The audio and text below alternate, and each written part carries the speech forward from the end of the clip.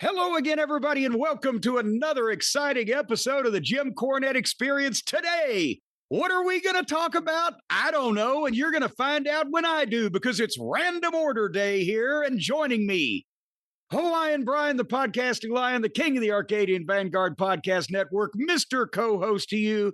He's not as cranky as I am, just a little bit disgruntled. The great Brian Last, everybody. Aloha, Jim. A pleasure to be here once again. For it's like a hangover edition based off everything we had to watch in the last week and how disappointing most of it was. But let's see what we can do to have fun today. Well, that's one of the reasons why I'm ill prepared here. I got a bunch of notes and thoughts and scribblings on various pieces of paper, but I haven't put it in any coherent order. I look like Paul Heyman trying to book television because after watching all of those things and all of that stuff and etc., now we're trying to keep up. And also, I'm having one of those weeks. At least the garage is getting painted. The garage is coming along swimmingly to match my new garage door. That's my big goal in life now, is to have a clean garage. Can you tell I'm starting to be elderly? It's a hell of a goal, yeah. So anyway, the point is, we're just going to pick out a few things at random and start talking about them today. And there's so much to choose from. But first of all, before we go any further, I want to thank Joseph from Eunice, Louisiana. Have you ever been down to Eunice? I have not. Where is that? Eunice is way down yonder in the Pawpaw Patch, way down south in Louisiana.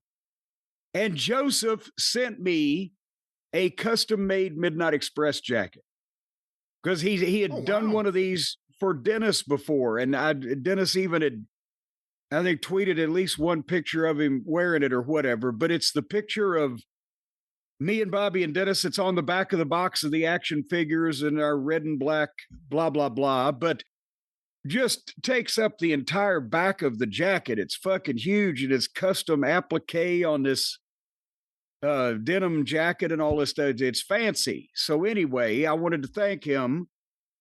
And if I can find in the middle of my chaos in the order fulfillment room down there, if I could find his address, I'm going to send him something to thank him back. But just in case I can't find it, Joseph, I love you.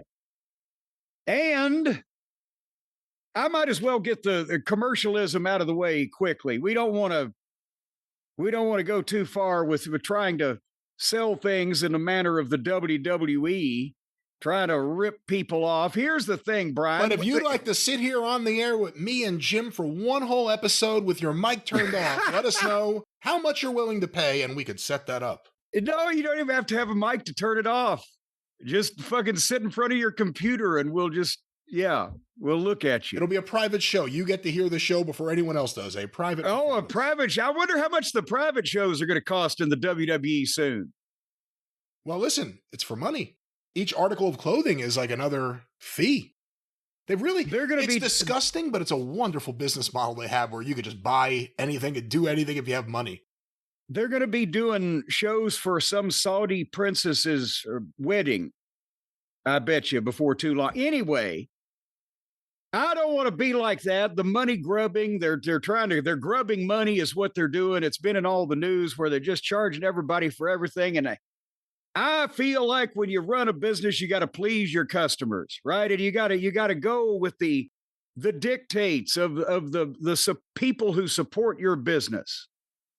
And Brian, you know, what was it? About 3 weeks ago, I did my ring worn and ring used gear sale thingy, and almost everything went to first. I mean, people jumped at the jackets and the shirts and the suits and the rackets and the shoes and the eyeglasses and all of boom, just almost everything went the first day, and everything that didn't pretty much went the next couple of days, except one thing. Do you know what people have not bought out of that wholesale? What they don't want of my ring worn and used items? Was it the underwear? No, that was a private sale. Those were never advertised. They don't want my pants. Nobody wants to get in my pants anymore, Brian. I feel unloved. That's the only people have not, and it wasn't the price or anything because the most expensive stuff went first, but I am recognizing the demands of the audience. They didn't want to buy my pants, so beginning this week, Tuesday, April 28th, as long as Hotchkiss sees the memo, I'm doing a half price sale on my pants. They're $100. And that still comes with, I'll sign them, and I will also give you the handwritten letter, just like authenticating them, just like everything else that sold got for $100. And if nobody wants them for $100, then I'm going to ball them all up and take them down to Goodwill and just drop them in the fucking slot. How about that? Did you have at JimCornette.com. Did you have any socks for sale? I didn't have any socks for sale. I'm just wondering what would be the least attractive bit of clothing for a wrestling collector. And pants is probably, shirt would be more attractive than pants, but I wonder if pants would be better than socks. Well, pants I would think are better than socks unless you are, maybe Tony Atlas might differ with me on that. But no, these are not like the bright reds and bright pinks. I acknowledge that I do not have my 80s peacock colored polyester pants there. These are more of my announcer pants. Basically, you get black, you get blue, you get gray. But still, I've had my fucking whole ass in them and everything. That ought to count for something. If they have been dry cleaned, there's only a few stains that they couldn't get out. But you see, when you walk in a dry cleaner, Brian, they've got up on the wall. They're not responsible for taking out blood or semen or bodily fluids or I can't remember, chocolate, whatever. You've already gone too far. Anyway, so that's this week at JimCornette.com. Forgive me, was it a loose pair of pants or was it a pair of pants that actually corresponded with a shirt or a jacket? Like, was it something? No, they're pants. They're slacks is what they are. They're men's dress slacks. And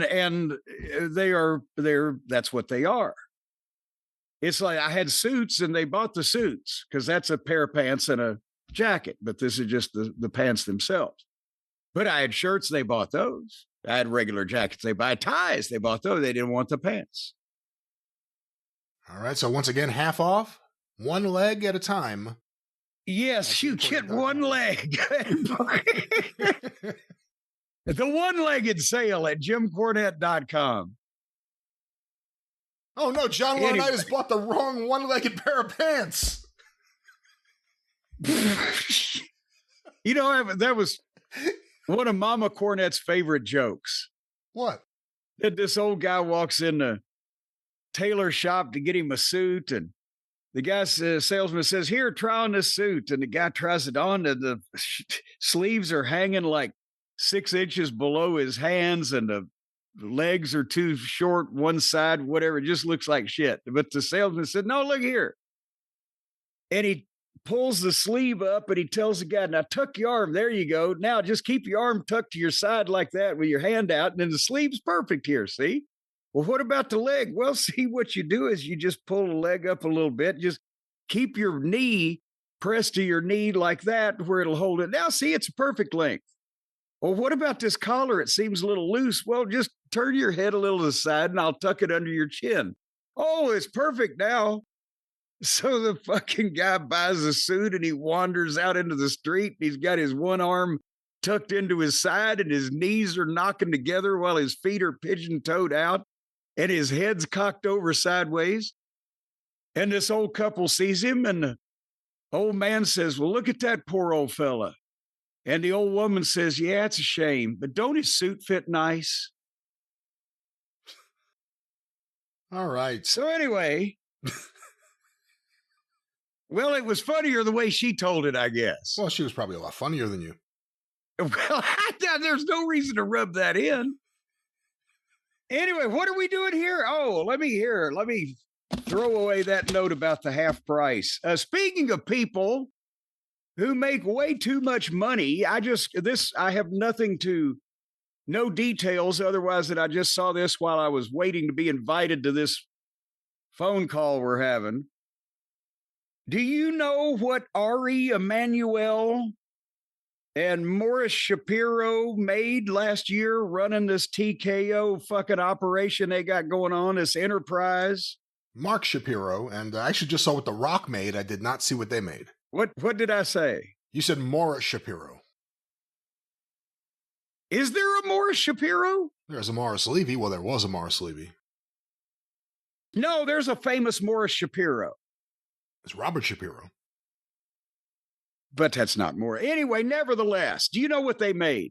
I do not. Ari made $67.4 million. Slacker. And Morris made $42.6 million between all of their salary and their bonuses and their incentives and their stocks and their trading stamps they give them. Did you see how much The Rock made? How much? They just give him stock every year to be on the board, right? They like do. 20 or 30 million. I believe he also has compensation, and also they reimburse expenses. Hold on, let me see if I could find this. Well, The Rock, I have an article here, Jim. This is from the Wrestling Observer website by Josh Nason. The Rock, who was also the only TKO board member to not attend at least 75% of the meetings, got $30 million of stock. Jesus Christ. For 2025. He also took in $900,000 in royalties as part of the decade-long merchandising contract he has. Also, $600,000 in reimbursements for, and this is a quote, certain travel expenses associated with delivering services under the Johnson Services Agreement. What was he traveling on? Artemis? What the 600,000? How many times would you have to go around the world for it to cost $600,000?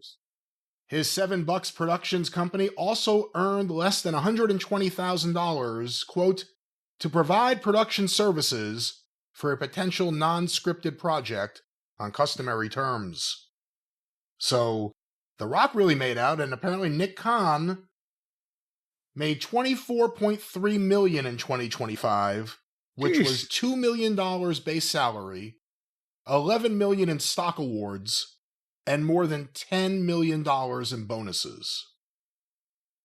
So there are some of the top people with TKO and on the board of directors. And I hate to say this, but because nobody deserves this amount of money, right? First of all, for doing anything anywhere except curing cancer, ending world hunger. But unless you generate that kind of money. I mean, I do think if you're someone, that's why I don't get mad at baseball players who want the most money they can get. If you're generating that money, you deserve it more than the owners do. Well, but that's what I was about to say. Even though nobody deserves this amount of money, it's just insane. The only one who's not actually doing something for it is The Rock, and he gets more than fucking Nick Khan, who, I mean, they're out there, you know, fucking bending the sponsors over a barrel and drilling them in the ass and selling goddamn superstars to go to billionaires' birthday parties or whatever they're doing. They're grifting and strong-arming and extorting and pillaging for as much money for the corporate greed good as they can. But The Rock just came in, disrupted a fucking angle, and got $610,000 last year, and $610,000 in reimbursements for travel. Even if you're flying him and Gewurz and their whole team, like as a rush from a set. To what? Yeah, how could it be that much money? Are they blasting off? Because in 20, now this was for 2025. Correct. Also is what you're, well, he didn't even wrestle in 2025. That was 2024, correct? We only saw him, I believe, at the beginning of 2025 for the Travis Scott angle. And then we never saw The Rock again. Right? Was it 2 appearances or was it 1? So they've just give him. And he also attended less board meetings than anyone else. He couldn't even show up virtually. He doesn't show up on the set from reports we heard until 10 hours later. And he also doesn't show up for the board meetings that they pay him $30 million to be a part of. Biggest scammer out there. What a scam. Well, anyway, hey, let's turn this over to people who aren't scammers, and that's the dead-gum cult of Cornette. And I wanted to recognize a couple of people who have sent emails in here recently and answer a couple of questions. And one is Jeff from Springfield, Illinois, lost one of his best friends who was named Zach, but they called him Gonzo. He had a rare form of colorectal cancer, and he was only 31 years old. So Jeff, in Zach's honor, has helped start Gonzo's Legacy, which is a nonprofit to raise awareness for colorectal cancer and help kids get access to hockey. And they run an annual tournament, have raised $60,000 so far, and while helping equip 100 kids with gear for the hockey games. So that's terrific. Sticks and slapjacks and things of that nature. But anyway, he said it's our way of turning something. Well, those hockey games get rough. Some mace, some pepper spray, things like that go a long way for the kids. But it's our way of turning something awful into something that can help others. And I just wanted to, Jeff, we would appreciate your efforts and Gonzo's Legacy if you're in Springfield, Illinois, or I guess any of the surrounding towns. They wouldn't restrict just to the city limits, or drive over to Springfield and give them some money. Well, we're all thinking of Gonzo and Camilla. And who? Camilla. Who's Camilla? That was Gonzo's girlfriend on the Muppets. She was a chicken. Oh, God damn it. How do you not know that? This isn't new. This isn't like news I'm hitting you with. This is classic old school Muppet news. Didn't have time to watch the Muppets. I was busy becoming a superstar. Anyway, and also, wait a minute, where is it? Okay, I've fucking lost my train of thought in my stack of papers here. Rocky, and where does he live now? He doesn't say if he's still there. No, yes, he does, because there's his signature. Rocky, actually, I'll give his last name, Rocky McElhaney. If I can pronounce it, McElhaney, Rocky McElhaney, is the founder and the lead attorney of the Rocky McElhaney Law Firm. And they have offices in Nashville, East Nashville, Hendersonville, and Clarksville. So if you fuck up anywhere in the greater metropolitan Nashville area, then call Rocky McElhaney and tell him I sent you. But he sent a picture from the Morristown Citizen Tribune from January 15, 1992, of Tim Horner and Jerry Williams. Jerry Williams was the East High principal, and he's in it was when we had the match where it was me and Stan against Horner and the principal of the high school at East High School. And we drew, I can't remember, but like 700 to 800 people. This is before Smoky Mountain Wrestling even went on television. It was just a spot show we ran. And that's where I've told you before, the fucking principal, I had the shits that day. And I had the stomach flu and I was throwing up and I was shitting, but I had to have the match because that's what, to see the principal beat me up, that's what all those people had come for. I couldn't kill the town. So we had taught him to do 2 or 3 things, ended up with body slamming me and pinning me. And every time that I did anything, whether it was offensive or defensive, if I fell down, I shit myself, right? And finally, the fucking finish, when he slammed me, of course, I've had an extra pair of trunks on because I knew it was going to happen, plus tights and etc. When he slammed me, I shit myself again. And then when he covered me, he put his goddamn elbow across my Adam's apple. And with a fucking shoot goddamn cover because he didn't know any better. And so anyway, there's the picture of them that was in the newspaper it was in the newspaper the next Wednesday. Because as I recall, the Citizen Tribune was a weekly. But anyway, Rocky went to East High School in Morristown and has now become a successful attorney. Can you believe that? Congratulations, Rocky. Obviously, the best move was getting as far away from Morristown as possible. He's in Nashville, you said, isn't he? Yes. Well, no, he could have gone all the way to Memphis to get as far away, but he figured none of the Morristown would follow him all the way to Nashville. The stench of Horner. Yes, and he said his stepbrother recently found the picture, so that's why because he and his buddies loved me in the Midnight Express. The more shit you pulled, the wilder the fans got, and the more we loved it. So anyway.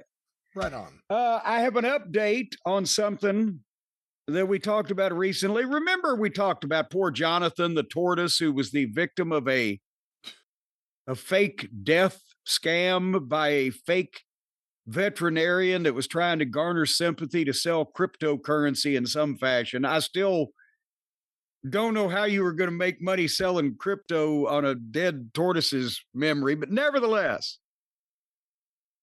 Jamie from somewhere who it doesn't mention, and I don't know whether Jamie is actually, it could be a male or a female person, couldn't it?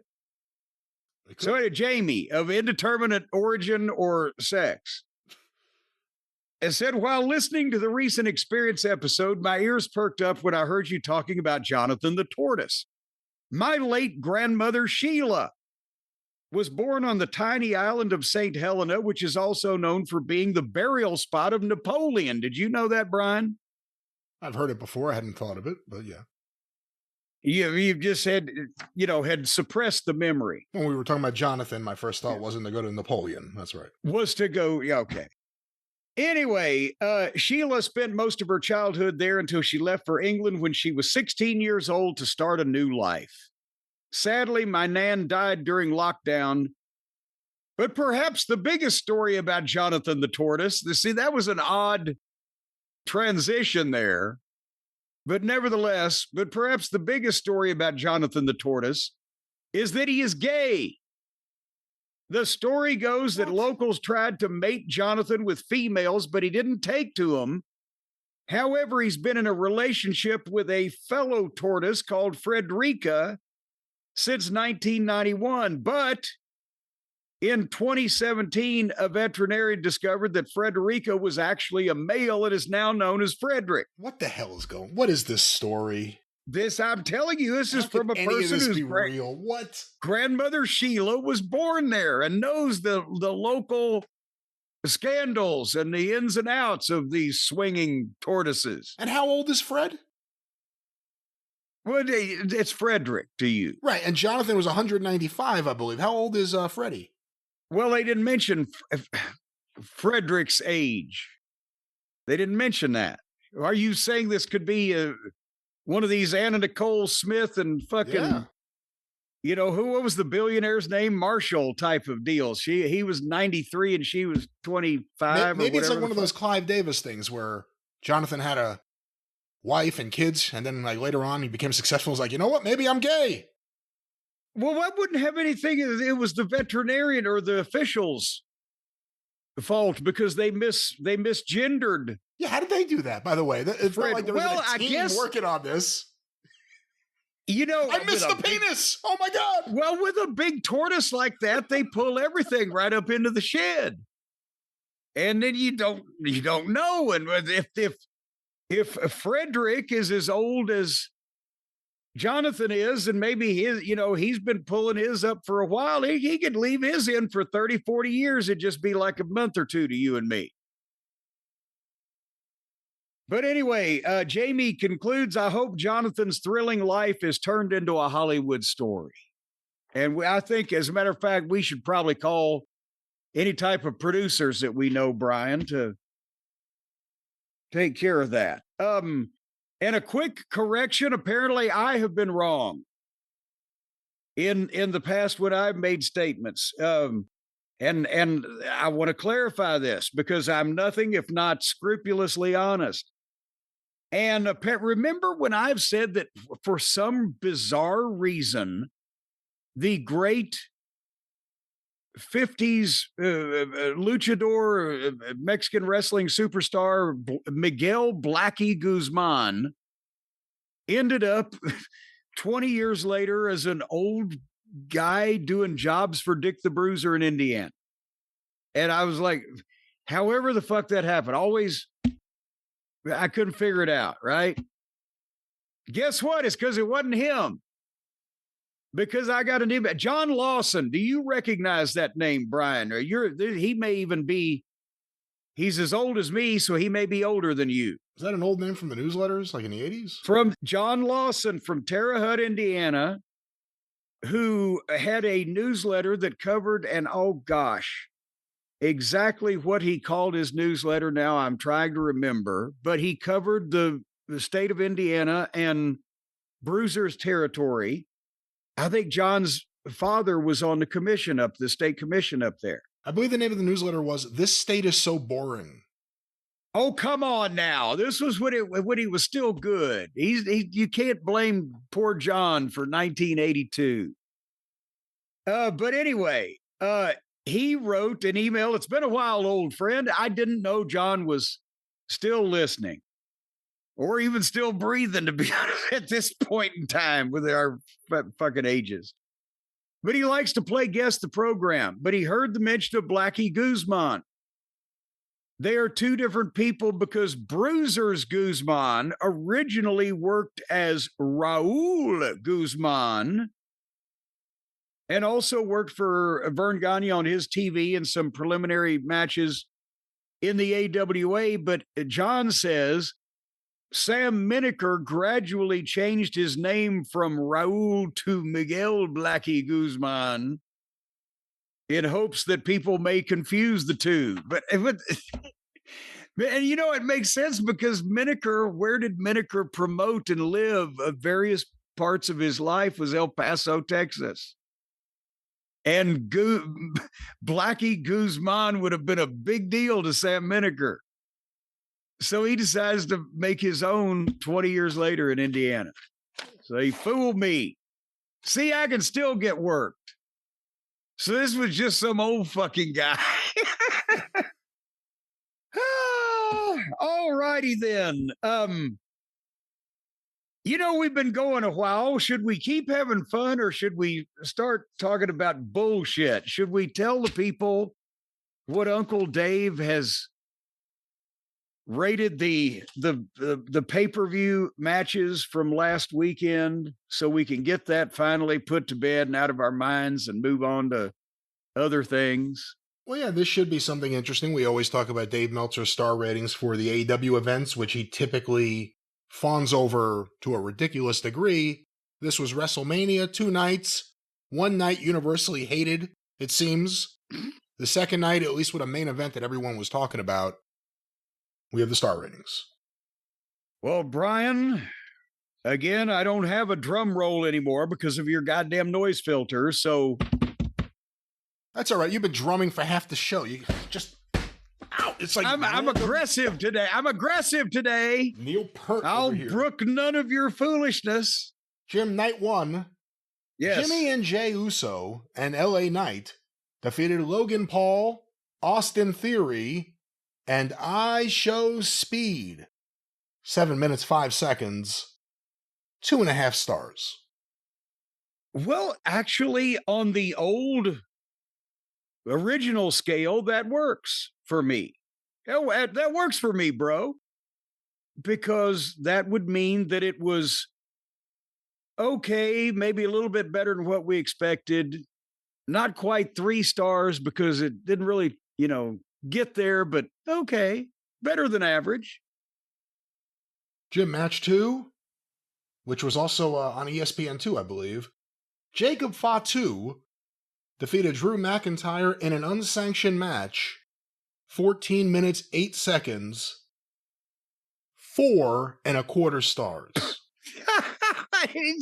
I think Dave's too generous there, actually. Well, that's what I'm saying. So that means either that he's just taken a big handful of his own shit and smeared it in the fucking six man's face, or that this is the greatest match that's ever been seen. I don't why. How can there not?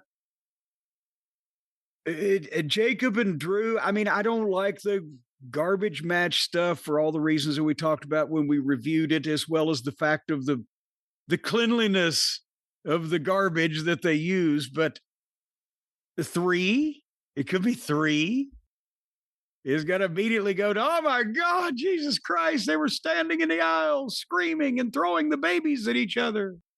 Well, again, I wouldn't have gone 4.5 or 4.25 stars there, but let's get to more matches. Brie Bella and Paige won the WWE Women's Tag titles over Nia Jax and Lash Legend, Charlotte Flair and Alexa Bliss, and Bayley and Lyra Valkyria, 8 minutes and 33 seconds, 1 minute for each competitor, 2.75 stars. See, now, I mean, again, he comes down to reality, except the thing is, on the original scale, once again, this might have been about 1.5, but the way that he's normally scoring these days, he again has projectile vomited all over these girls and given up. I mean, there's very little consistency. Jim, for the Intercontinental Championship, Becky Lynch defeated AJ Lee, 8 minutes, 16 seconds, 2.75 stars. Okay, and again, it's the same rating as the 8-girl scrambled eggs bullshit, which, I mean, you know, he enjoys those multiple person kind of matches, but if you're grading a wrestling match, just the fact that this was at least 1-on-1 had a major head start on, 8 girls in a meaningless 8-minute match, but Dave can be Dave. Unfortunately, the next match, there was no star rating here. It must have been a printing error. Gunther defeated Seth Rollins, 15 minutes, 46 seconds, no rating listed. Oh, shit. Well, then how are we going to correct the official record on this? Are they going to print some kind of updates to make sure that they get this and enter it into the computers in Washington? I don't think Dave could have let his star rating slide here. We'll see what happens. Liv Morgan defeated Stephanie Vaquer to win the WWE World's Women's title, 6 minutes, 43 seconds, 2 stars. Oh my God. We're getting into old Weasel Dooley territory when rating a Plowboy Frazier match now, aren't we, Brian? Jesus Christ. It's so interesting, too, looking at Dave writing the times, because I hadn't thought of it. I saw the list of, how much total time was spent in the ring versus on commercials or whatever it is, but I've always been a big advocate for a lot of these big events and a lot of Tony's events, where not every match has to go 20 minutes, and I love WrestleMania 3, and that's a special event, but there are matches that went just a few minutes. Yeah. They're doing it. They're doing 6 minutes and 43 seconds. The problem is, there's several matches here that have gone under 10 minutes on a show with, 6 matches? Well, yeah, see, that's the thing is the old formula was shorter matches, except in the main event. Even in the Attitude Era, the times are similar, but keep it fucking moving, and you would have, by the time you were finished with a 2-hour and 50-minute window, you would have had a good portion of it would have been the wrestling, because it was a fucking pay-per-view with no commercials.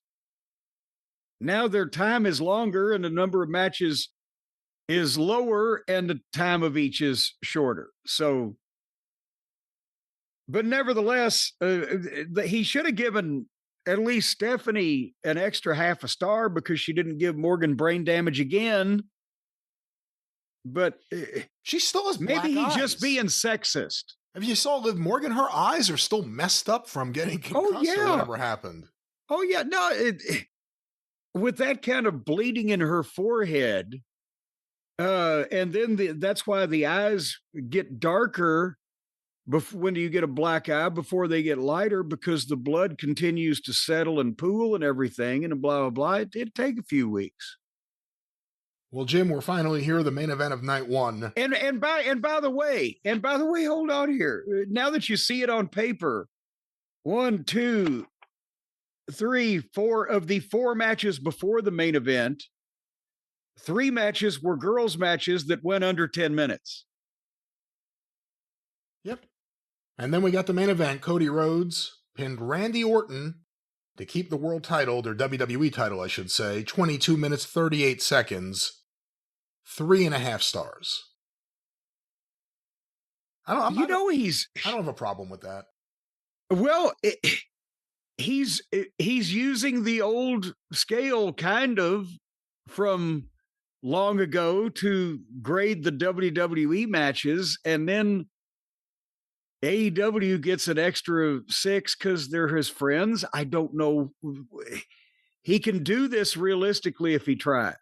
Except for, again, it may have been that he just overrated Drew and Fatu, because Jesus Christ, looking at that undercard, that may have been 4.25. Well, Jim, let's go to night 2. Obafemi defeated Brock Lesnar, 4 minutes, 44 seconds, 4-star match. You know, for what it was, again, you can't really argue, because the stars, the quality of a match has never been about the length of it. I understand one of these rating systems, they like if a match is under 5 minutes long or whatever, they don't give it a fucking rating. Jesus, Bruno beat Rogers in 48 seconds. Do you think a match can be 5 stars if it's under 5 minutes? Not Dave scale per se, but just in general. Would you have an issue with that? No, it depends on what they do and how they do it and who's doing it and how the people take it all together. And, you know, in some cases, you know, the thought process is, well, it wasn't really a classic match, but good God, look, because this wasn't it wasn't even a classic match for Brock, but because it was exactly what people wanted and what they should have done. And I said, they could have given us another F5 or a power slam or some bullshit. But for what it was what they needed to do and what people wanted to see. And they didn't shit the bed doing it. Nobody fucked anything up. So, yeah, I can agree with that. Jim Penta retained the Intercontinental title in a ladder match over Javon Evans, JD McDonough, Rey Mysterio, and Dragon Lee, and Rusev. 15 minutes, 8 seconds. Wow. 4 3/4 stars. Almost 5. Here we go. He loves it when... Could you just take him to the zoo and take him to the monkey cage and he would be entertained for hours by watching him swing around on the fucking trapezes and the things? If you're a newer fan, I can understand because they've been doing it so long that now it's just accepted like it's a thing that should be done. But the 6-man ladder matches with all of the stunts and the tables and the fucking tricks that they do. If you're a fan of wrestling from Dave's era, which is same as mine, this is the kind of shit you go take a piss. But he so desperately wants to fit in with the kids or whatever that he has, or that this is, now he's comparing it to Cirque du Soleil or a America's Got Talent production on tour where they just do stunts and tricks and it's not anything to do with the wrestling. Well, what Dave wrote was, this was great stuff. Even better when you consider they were having to rush through because of time constraints. But the talent here really put on a show, and this was some of the most underrated guys in the company. Well, again, almost 5 stars there. Trick Williams won the U.S. title from Sami Zayn, 7 minutes, 6 seconds. 3-star match. Now he comes back to reality. 2 guys, they've got an issue. They're turning Sammy. Trick is getting over. Trick gets the fucking win. They have, again, technically a nice match. And even Little Yachty doesn't come off like a celebrity stuck in a thing. He comes off like a guy the Trick is hanging out with, and he doesn't get in the way. It's 3 stars. Very athletic, very, very good. Not very evil, but very good. He's back to normal. Jim the Demon, Finn Balor, the exact opposite of being back to normal, beat Dominic Mysterio in a street fight, 10 minutes and 26 seconds, 3.5 stars. Hey, yeah, I think it's a little, I would have said the same thing. Yeah, they're 3 stars, but it's not far off. But I don't get the demon business, but I like Dominic. And of course, another garbage match. Well, we see that stuff every week, but again, nobody actively exposed the business with their phony shit or hospitalized their opponents. So 3 stars. Jim, a match that you didn't pay much attention to. Rhea Ripley won the WWE Women's title from Jade Cargill, 10 minutes and 8 seconds, 3.25 stars. And no, remember, I watched this one because I wanted to, it's Rhea and I wanted to see. And I said it was one of the better matches that Jade has probably had, and I hope this over with. But nevertheless, I mean, again, this, I would have said this was a little bit better than the other girls' matches, just if I was gonna say that. And that's what, again, he's not overly fawning fellatio unless it's the kids doing the stunts. Well, finally, Jim, Roman Reigns won the WWE title from CM Punk, 33 minutes, 56 seconds, 5-star match. Ha ha! Well, now. So he had to even give it to Punk. He had to give it to Punk, and he hates giving anything to Punk.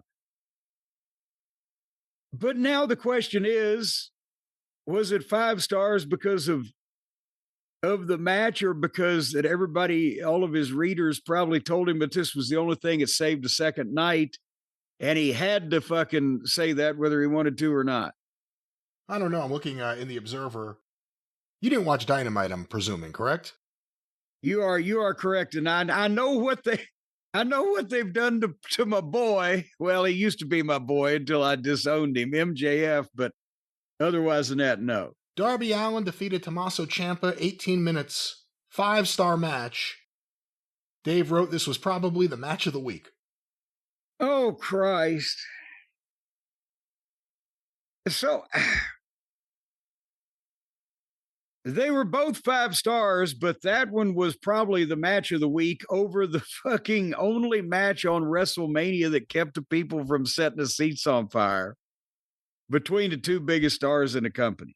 Yeah, I don't think you can compare Punk and Roman main eventing WrestleMania and having a classic to Darby and Ciampa in Portland in front of 3,000 people. It's just not a fair comparison.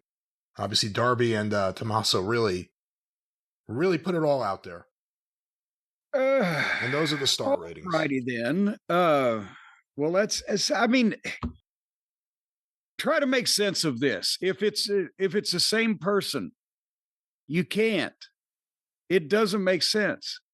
And again, I would think somebody with the experience that Dave has in watching the wrestling and being from my era also, as far as chronologically, if not mentally, part of the problem that I have that most fans that weren't even in the business, but from my generation have, is that so much of the AEW shit and the indie shit and the stuff that he says is so creative and, oh, it's so cutting edge, is in a match where the people are so fucking sloppy and half the shit they do is either fake or don't make sense, that it fucking, that's what kills it. It like the Hippocratic oath of wrestling, first do no harm, used to be, first make it look good. If you can't make it look good, don't do it. Don't stand there like two nitwits balancing on a fucking clothesline, helping each other, looking scared to death while you're goddamn supposed to be in a fucking fight. There's one thing. Here's another thing. Fuck you. That was the other thing. What were we talking about? We were talking about WrestleMania and star ratings. Well, that's what they were, wasn't it? That is indeed those ratings that we just had.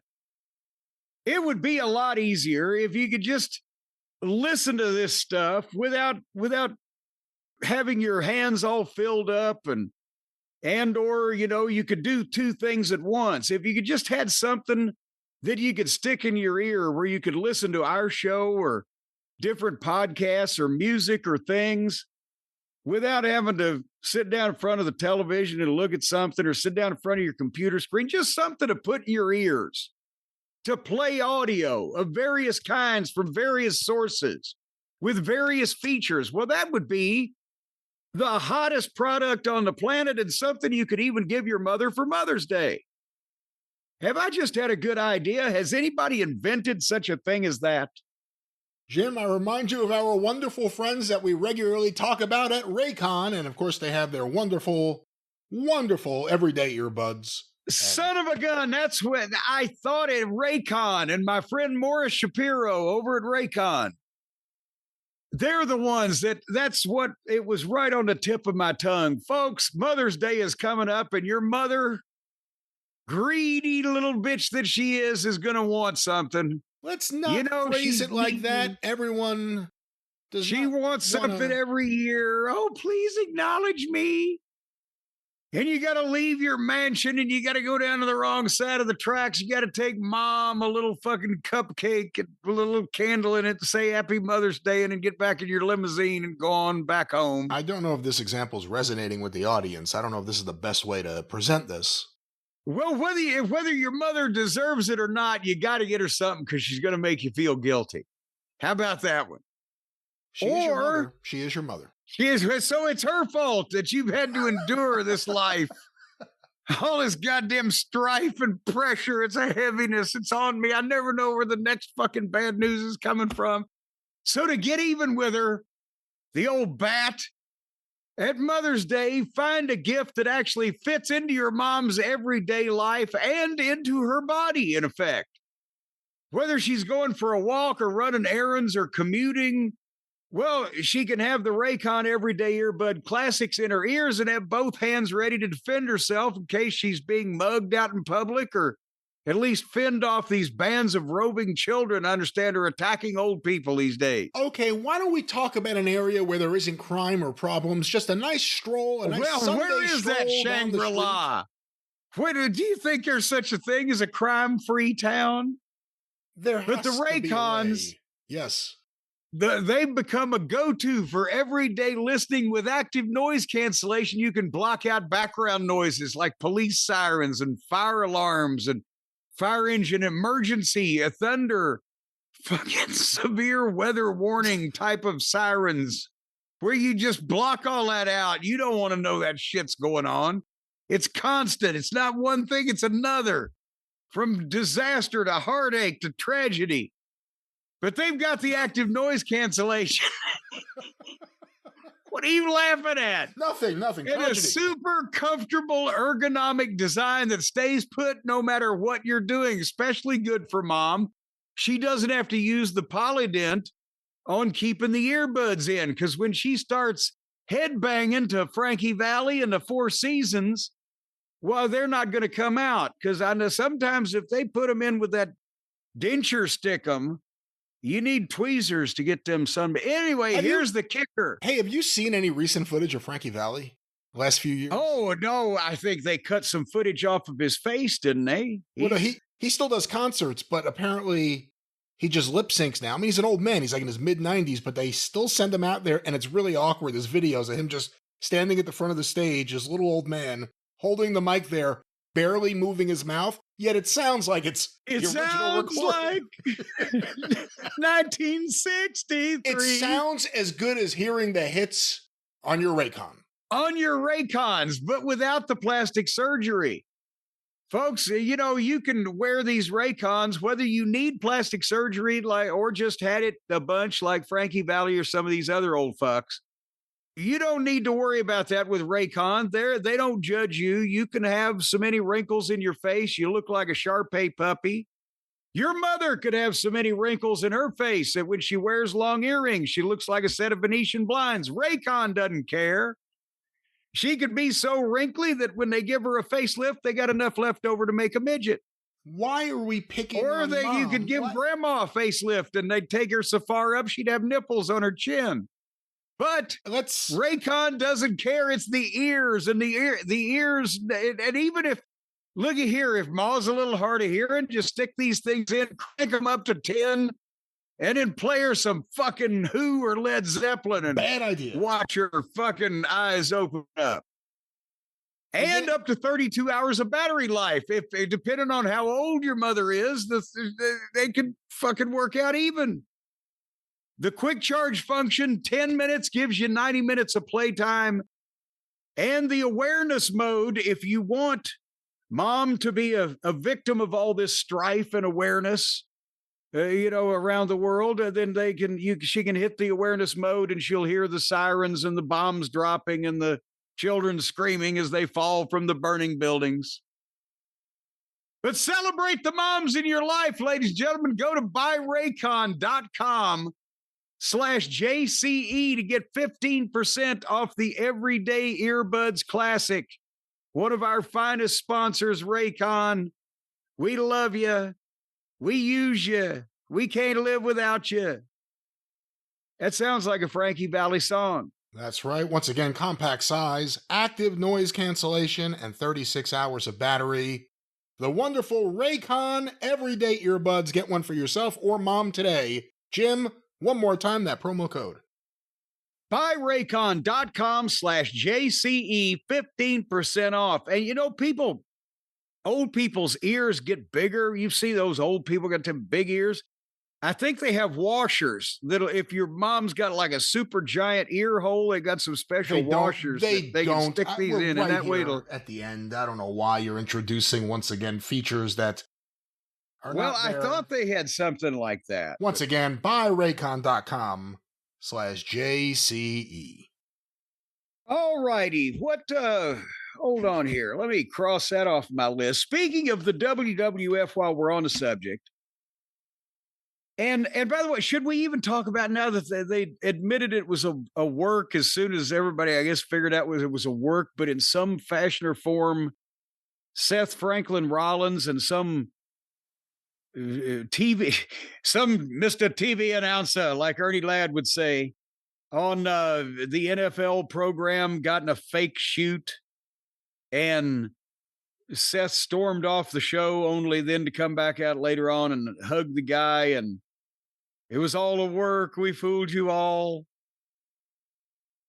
Do you care? No, I don't care. I'm getting a little sick of these work shoots on other shows or wrestlers in character on ESPN. This stuff's getting to be too much. They just did a work shoot with Cameron and Jey Uso a week ago. And now Rollins is going into business and doing this one here. I don't think it helps people who aren't wrestling fans if every time they see a wrestler, they're doing some kind of fucking wrestler thing. I don't know. But actually, in this case, I think it's the other way around. Seth was trying to be real by not being a wrestler, but the other guy was trying to be real by acting like a fucking wrestler acts. And so it was immediately phony to me because of not only of how it wasn't entertaining or good, but nobody would actually act this way. The host was actively insulting wrestling and wrestlers in front of the guest who apparently they've been on before. And suddenly he's going to go off on this tangent. And then Seth is just go, okay, to get his phone and walk off. And it just like, I was like, this is the worst fucking shoot I've ever seen. And then they come back out and hug. The problem is it's going to make the regular viewers at TKO and now ESPN and all these TV hosts, and they see McAfee doing it. And we'll talk about McAfee basically being run out of the business by the fucking response that he got doing this angle. But their fans, their regular fans, the football fans, the sports show fans, the people who don't get they're going to get tired of this wrestling thing being shoved down their throat and everybody acting like a fucking wrestler. But the people in TKO and ESPN and the hosts that are getting this opportunity, this is the modern day equivalent of finding a radio angel, which back in the old days was you could find people at radio stations, obviously, that just disliked wrestling as a goddamn matter of principle, like, you know, in all walks of life.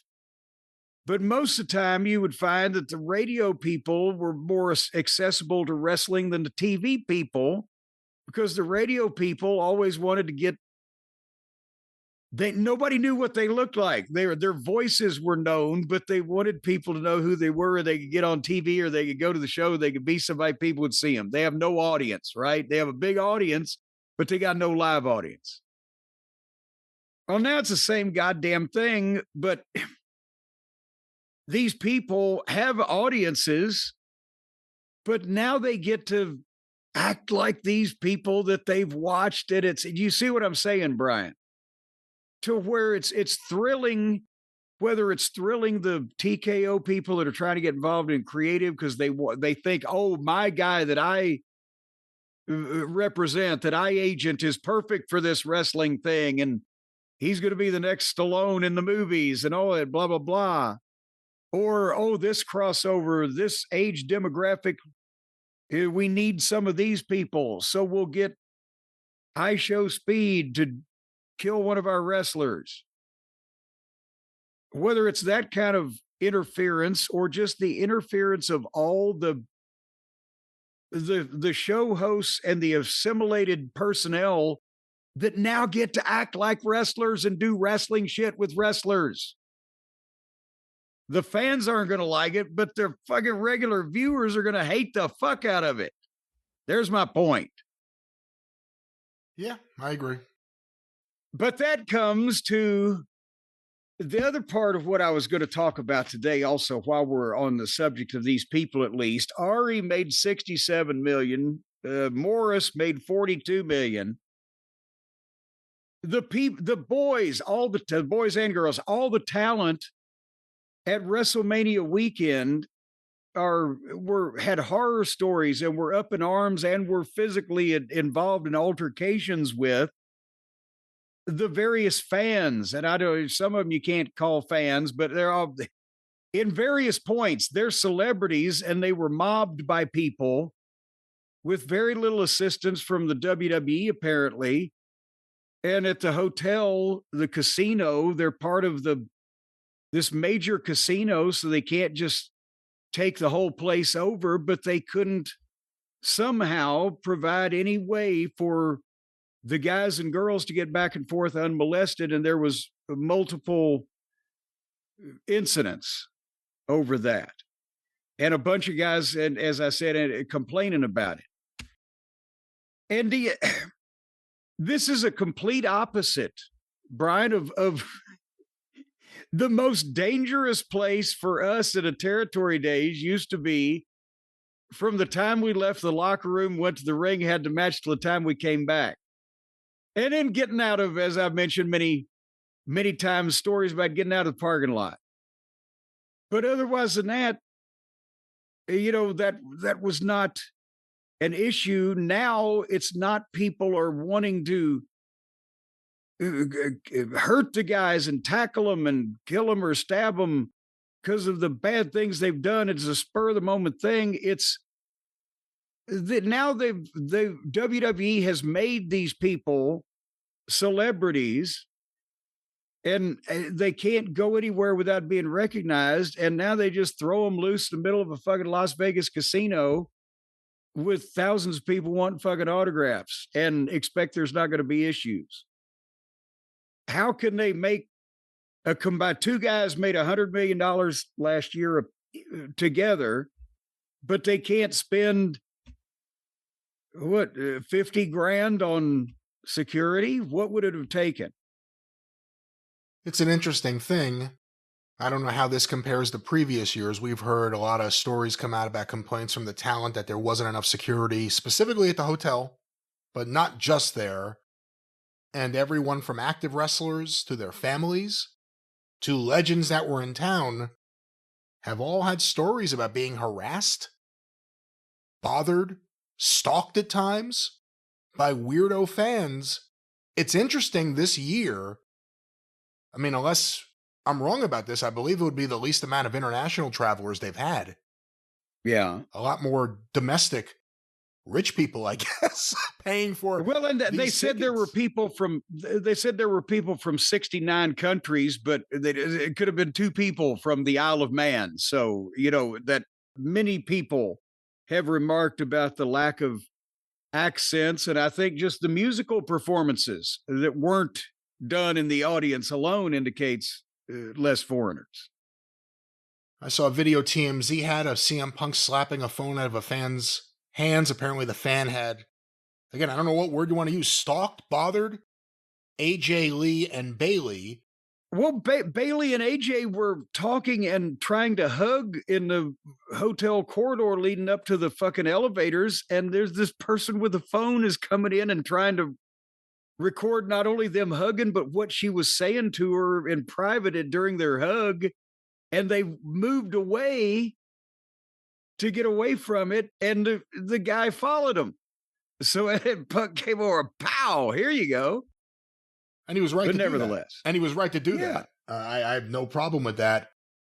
There is an element of the fan base right now that does not see barriers, does not see barricades. They'll show up at the airport no matter what time. It gets to the point where there are even some psychotic fans that show up at the houses of talent. We've seen that. Everyone from Arn Anderson to Randy Orton.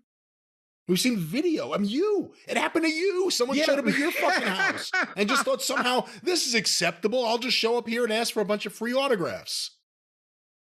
It's really bad too, and they're sticking a phone right in your face.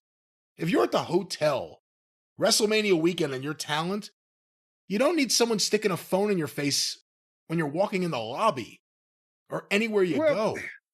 Well, here's the thing.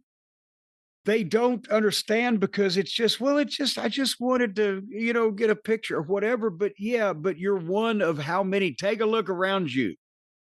The problem is, one of the problems is that especially at WrestleMania or at any busy time of, a busy show schedule, these guys are going from this place to that place. And if you get to the hotel, you got to get to the room. Maybe you got to turn around and go right back, or maybe you got to eat something because you got to be here or whatever. It's not just stopping for you. If I stop for you, then I got to stop for the next 3 or 4 people that come up. And then here comes 6 or 7. And then you've got to be the heel and piss people off because you can't do that, blah, blah, blah. And so everybody's just thinking about it just was, I just wanted a picture, but it was also 50 other people or whatever. That's one thing. And secondly, as you said, to be just swarming and, and chasing and blah, blah, blah is not cool. When again, that's not where they're supposed to be sitting down and talking to everybody. They're trying to get up to their rooms so they can take a shit and go to where they're supposed to be sitting down and talking to everybody before they get fined for being late. But that's where the office is apparently making a few dollars these days. So they should have had, and this is what it's gone full circle, because I mean, in the real beginning days, the guys just stayed in whatever fucking hotel in town that would give the boys a rate or whatever. It was close to the airport or convenient, whatever. Even at big shows. And then it gradually became, by the time I was there, Vince would say, okay, we'll get all the guys' rooms at this particular hotel or whatever. The one in Chicago was across the street from Rosemont Horizon. And we were there for a nice hotel. Can't remember what the fuck it was for WrestleMania in, what was that? Whatever year in Chicago, 97. But that was kind of the start of people figuring out that they could go to the hotel and, you know, the 90s where they'd hang out and try to get autographs. But then by the time that the business got big in the 2010s, like when I was again in Orlando for the Hall of Fame deal, they had the WrestleMania hotel was this goddamn golf resort. I told a story at the time. It was a massive place and it was a high dollar place. And from where you had to park your car to just walk to get to the elevator to even get to your room was like 2 football fields. And they had security where they had floors for the guys and nobody could get on that floor unless they had the pass because they had a blah, blah, blah. You couldn't even get a goddamn pizza delivered unless the guy had the, I was like, what the fuck? I just stayed 3 miles down the road to fucking Hilton Garden and, you know, park right at the entry door. But they went from kind of the same thing as now as everybody fending for themselves to fucking all this security. And in the last couple of years, this thing's blown up. Everybody's celebrities now, and they just throwing them in the middle of goddamn casinos, expecting them to get their way across when everybody knows who the fuck they are and everybody wants to talk to them. I don't get it. How can you not have more coordination than that? Yeah, and if you're someone who sees a celebrity or a wrestler, and I understand if you see someone on TV, it's still a big deal. It's not as big a deal as it used to be, but, you know, celebrities are celebrities. But if you feel the need to take out your phone and film them walking or eating or doing nothing but wanting to be left alone, you're the problem. And no one wants or needs that content. No one gives a fuck about seeing a wrestler walk to the elevator. Leave them alone. Not just wrestlers, just anyone famous. What the fuck? You're not TMZ. You're a fan looking to bother a wrestler. Well, that's because they see this shit on TV, so they figure they're supposed to do the same thing. And somehow maybe the wrestler will think, well, this guy's somebody because he's interviewing me for Blow Me channel or whatever. Weird question, because I don't know Vegas, and I don't know the last time you were there. You may know it better than me, though. Is it a different hotel situation there than other places in terms of being able to secure the location and not just let anyone into the hotel to wander around? Don't you? Are you out of your mind? I've run shows in towns smaller than an individual casino. You can get anywhere except where they're storing their money. You can get anywhere in a casino if you're trying to sneak. I'm probably not wheeling a fucking cannon in, but just to try to get access to see wrestlers or celebrities, it's unless the celebrity has a specific security detail, you can't block off any part of a casino or the hotel or the elevators. You're in an enclosed small town.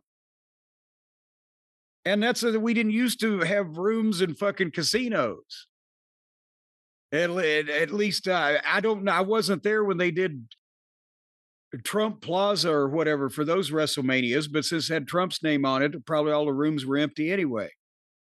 But no, I can't imagine how that they could possibly just say, okay, this is the WWE area of this goddamn massive complex.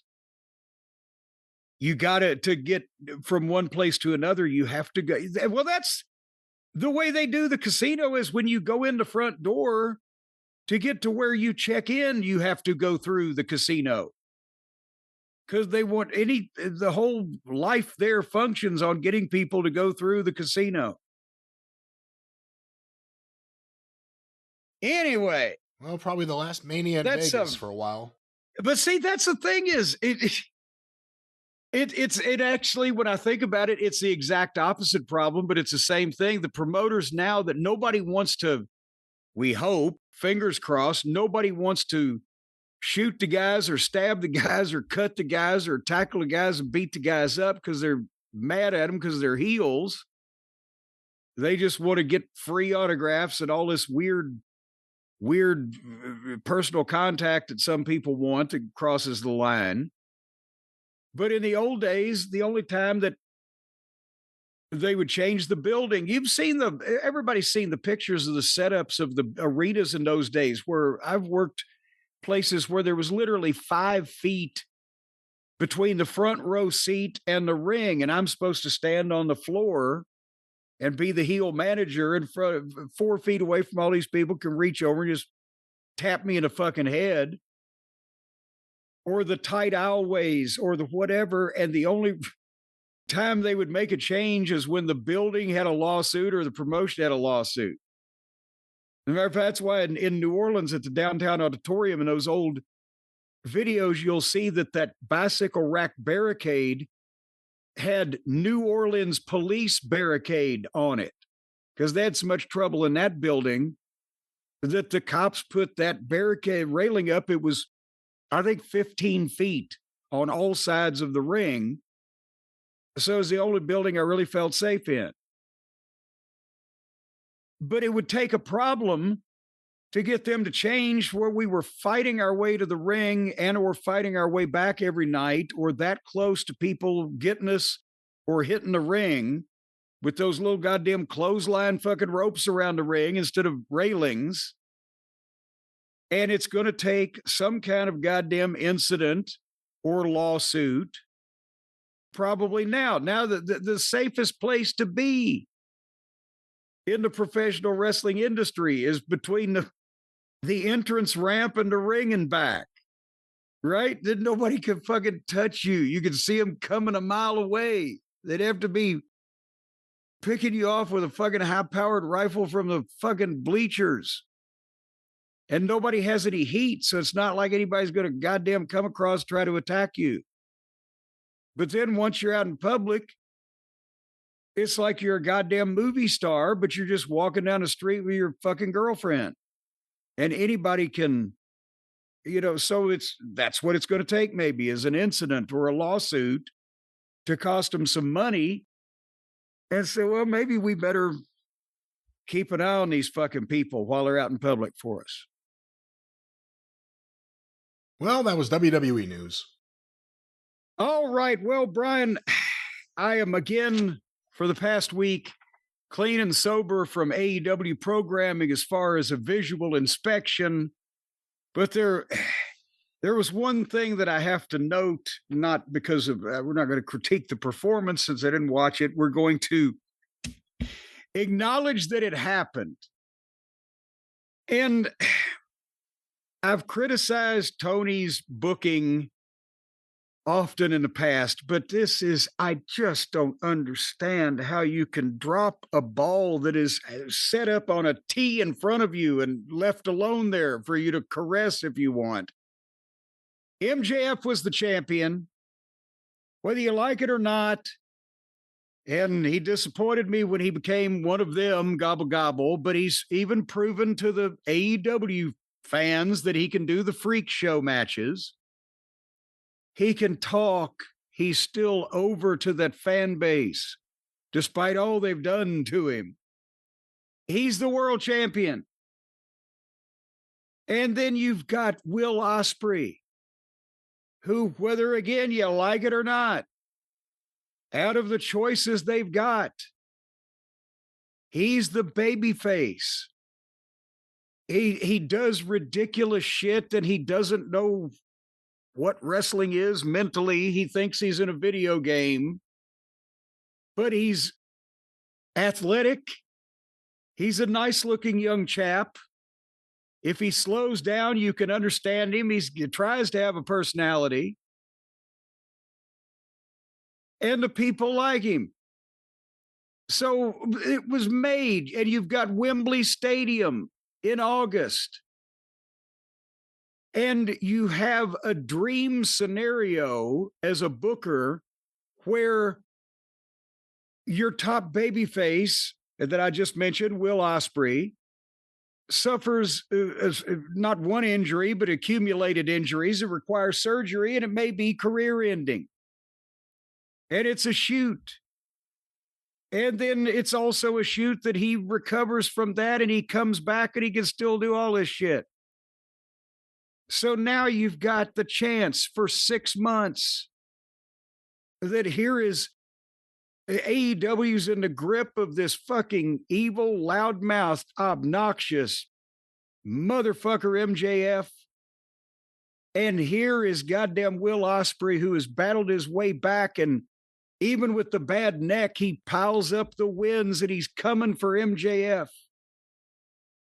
And it's a redemption story. My God, we thought we'd never see him in a ring again. And in a month or a month and a half or whatever the fuck, then you have MJF drop the son of a bitch on his head in some meaningful way the first time it's been done. And then he's got, well, as a matter of fact, 2 months out. And then he's got to come back and he's going to come back against doctor's orders. And boom.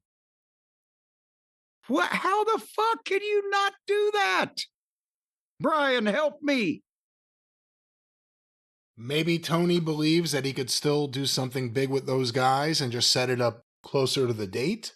What the fuck is the matter with him? Will Ospreay being kidnapped by the Death Riders is not something that AEW fans really want to see. It's not about a heel doing something to a babyface. It's about who wants this. Well, that's the point I'm making. First of all, he's got this story that he can tell and he ignores it instead. Just out of the blue for no apparent reason. I'm sure some ridiculous reason at some point will come up.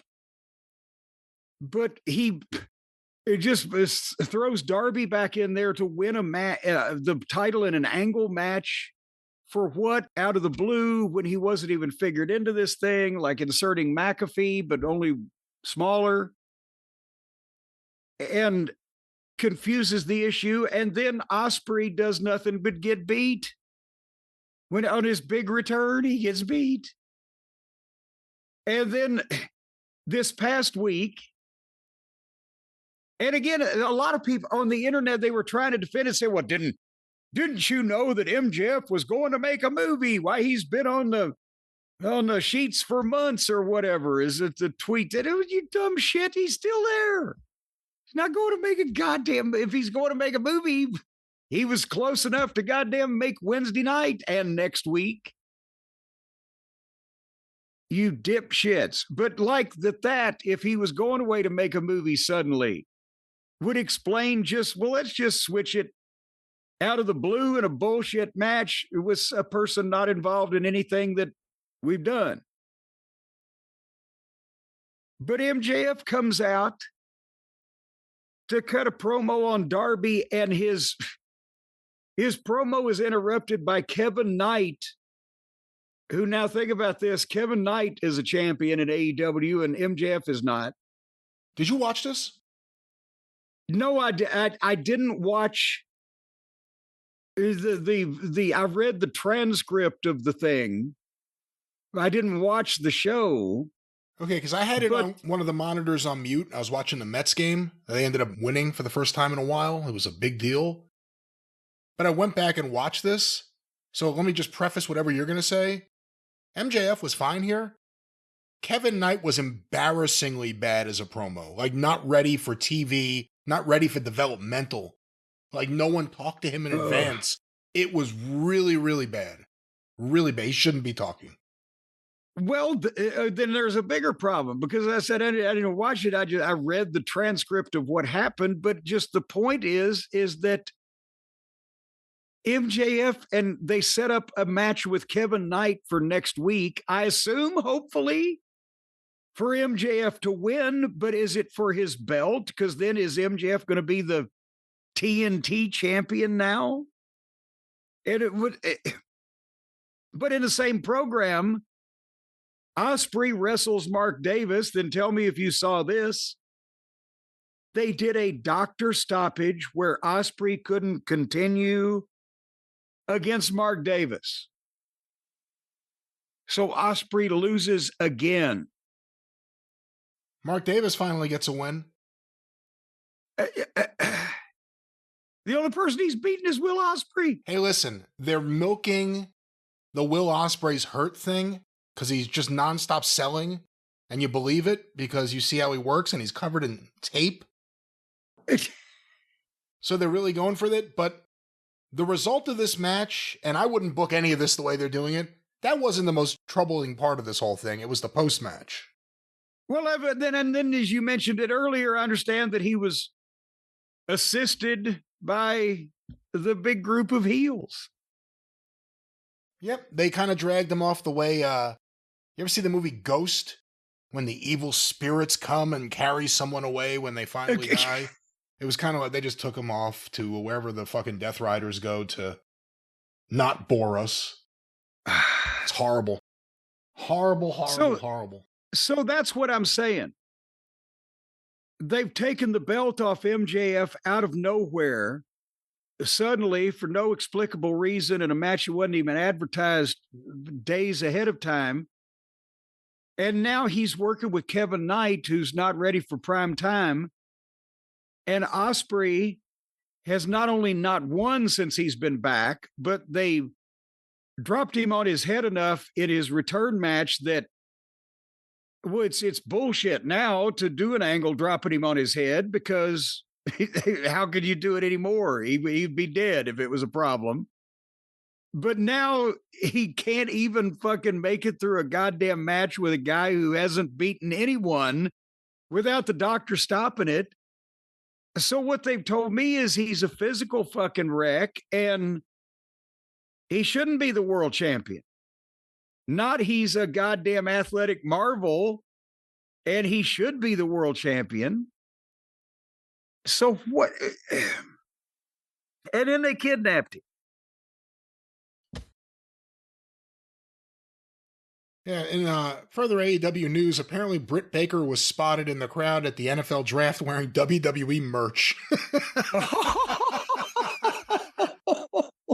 We'll stay on top of this story. It's happening as we are recording. Oh, good Lord. Now, again, I tried to pay attention to what was happening on Dynamite, but knowing we didn't have to review it, I just kind of cared about like any angles where there was a promo involved, so I went back and rewatched the Kevin Knight MJF thing, which MJF shouldn't be winning the TNT title, but also, if he doesn't win it, what the hell is this? The Ospreay stuff is frustrating.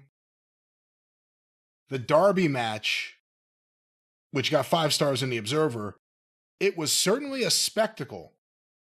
It was certainly a pounding match. Another one of those matches, like, damn, how is Darby walking? But Dynamite's, you know, when WWE, it's a sad state of things when WWE right now is what it is, and AEW just remains AEW.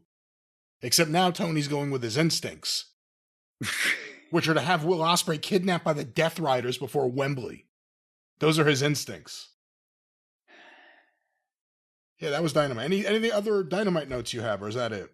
No, that was it. I just wanted to just compare the fortunes of the two people who should have been the main event for Wembley. And by the time that Wembley rolls around, I don't know if anybody will want to see him in the opening match.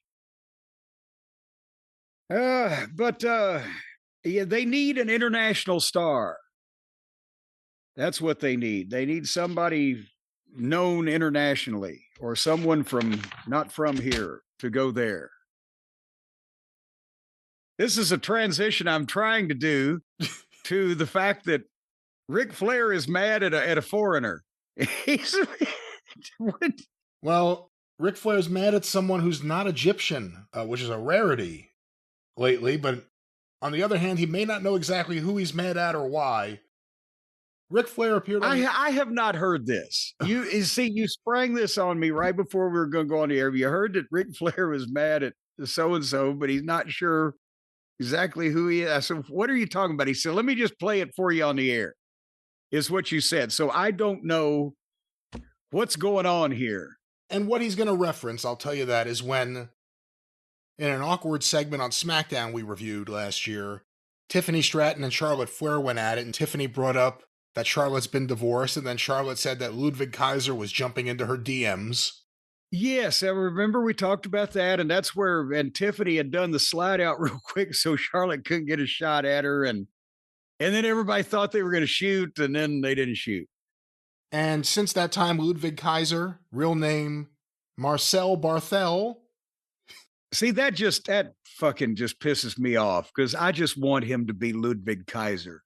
Well, Ludwig Kaiser, Barthel, no longer together with Tiffany Stratton. They've moved on. He's actually dating the Latina commentator from AAA that we saw in the segment where he made the big save as El Grande. Well, no, wait a minute. So Ludwig Kaiser is from Austria or Germany, one or the other, correct? West Germany. But yet, first he had an American girlfriend, and now he's got a Hispanic girlfriend. He must be a very cunning linguist. Well, one of his former nicknames, it says here, the International Coxman. No, but let's get back to the story. So he's now in Mexico's El Grande Americano, but all of this is the important backstory to where Ric Flair is about to talk about. He was on the Ariel Helwani show, and let's listen to this audio and see what he said. I know what I've accomplished. I know what I've done. I feel like, and I do feel this way, that I should have a red carpet wherever I go. And I'm not afraid to tell you that. I didn't get invited to WrestleMania this year. I threatened to beat up Tiffany Stratton's husband last year. I wasn't allowed to go. A 24-year-old kid being threatened by a 76-year-old man, and I can't go to WrestleMania. Are you kidding me? That English kid. He's going to go as far in wrestling as a net. Let me stop it there. There's more. First of all, he's not English. Let's just say that. No. He's from Germany. And second of all, he's 35 years old, not some 23-year-old or whatever Rick said. So far he's wrong on both accounts. Well, but also, well, I'm trying to follow Rick's logic around that loop there, where he says, so a 20-something-year-old guy gets threatened by a 76-year-old guy, and I can't go to.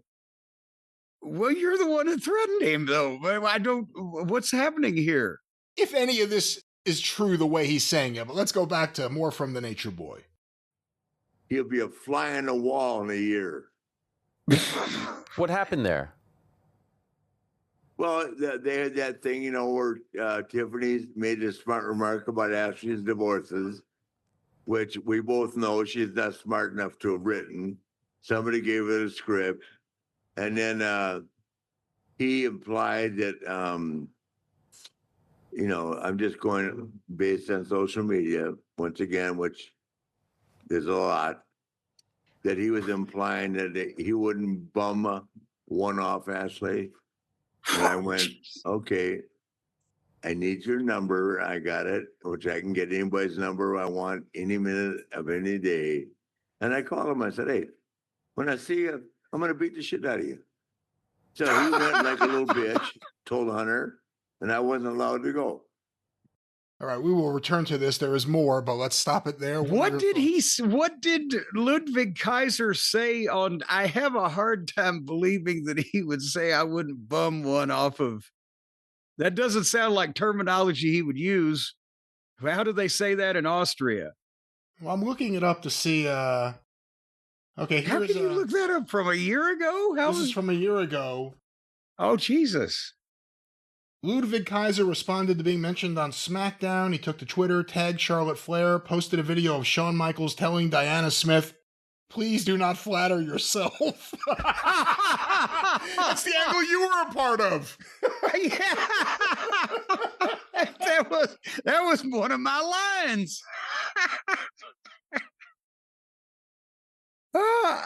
That's... Well, in that case, Stu called you, and in this case, Rick called Kaiser. God damn. You know, these angles, they never draw any money, but goddamn, they get the fucking family members all fired up. Jesus Christ. Yeah, Diana wanted to do that whole long flowery response. I said, please, Diana, just say, look at Sean in the eyes and say, you know you want me. And the fucking people went insane. Fuck you. But anyway, I'm sorry, but even for a person with my particular hair trigger temper and anger management issues, especially if I know that that's really Tiffany Stratton's boyfriend, and he probably felt some need to show some solidarity. Them ain't fighting words, are they? On Twitter, a clip? Well, here's the other thing. Do you want your dad calling someone up and jumping in the middle of it? Oh, well, not if I'm a 40-year-old. Hey, Nature Boy, I'm going to kick your ass. Not if I'm a 40-year-old professional wrestler of either gender. Would I want, But besides that, again, it's not like, no, your fucking twat stinks like a goddamn outhouse sewer. It was, don't flatter yourself. Well, Rick made it sound a lot more. Well, what did Rick say? Yes. He said he was trying to say that the guy said he wouldn't bum a fuck off of Charlotte. That's what it was. He wouldn't bum one. Yes. Yeah. He was trying to, he kind of said he wouldn't bum one. Like it was really, he came out and said, I wouldn't bum a fuck off of your used up bucket pussy, you whore. Well, he didn't say that. No. He said the nicest thing you could say if you're going to say anything. Well, he didn't really say anything. He just played a clip of something. Well, let's go back to the Nature Boy and Ariel Helwani trying to do his best to get an answer or figure out exactly what Rick is saying. Let's go back to this. So since then, he's going to really go far in the business. A 76-year-old man tells a 24-year-old kid he's going to kick his ass. And where is he now? Is he even on the roster? Is this Ludwig Kaiser? Yeah, little punk. Yeah. He's actually in Mexico right now. I'm sure he is. I hope he stays. So since that interaction, you've been told to stay away? No, but I just, I know this is sad to say, but because of the relationships I have with guys like Taker, who's real, Austin, who's real, and all this, if you were behind the lines, like, even though I'm not there, I know everything because I know everybody. There should be a red carpet for me. A red carpet. Let me stop it for a moment. What does this have to do with Ludwig Kaiser? He's just talking about why he wasn't welcome to WrestleMania. Isn't Ric Flair under contract to AEW right now?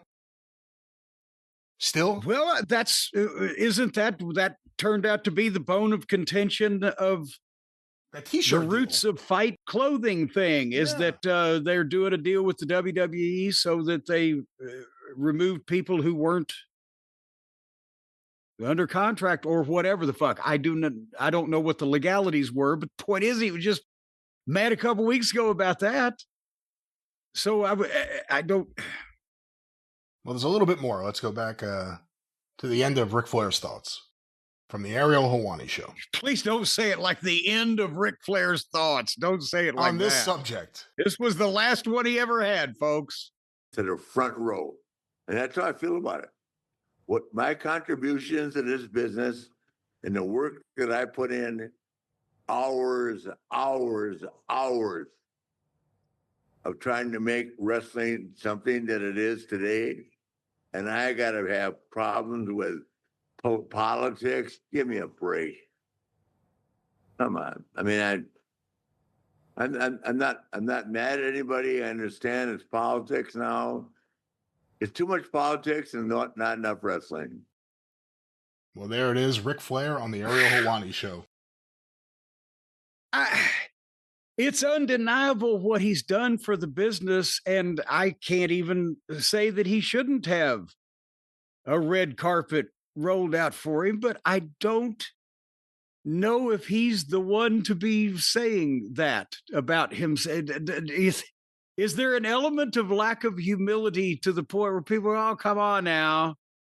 Should he be doing less interviews now if he wants a better legacy, as they say? They should invite him to a show and obviously put out the red carpet. That's a big deal to him.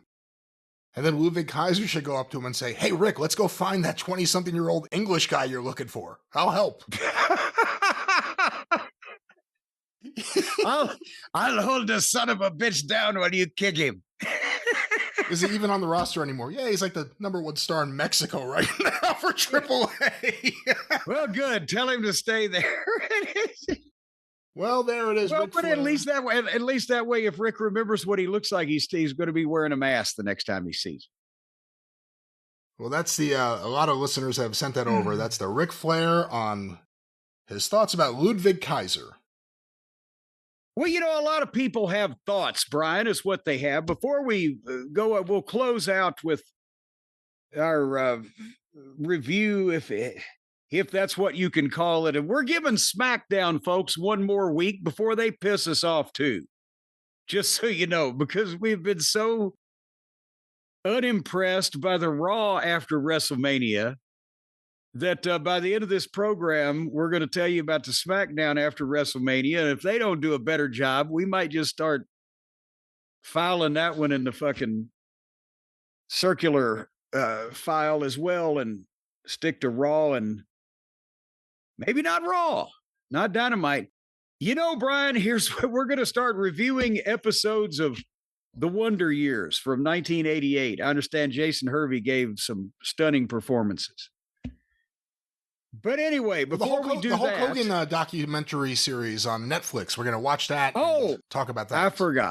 I forgot. Yes, we'll watch that and say, as someone I know used to say, have I ever told you that story? You'd say yes. Well, how long has it been since I told it to you? The ending may have changed.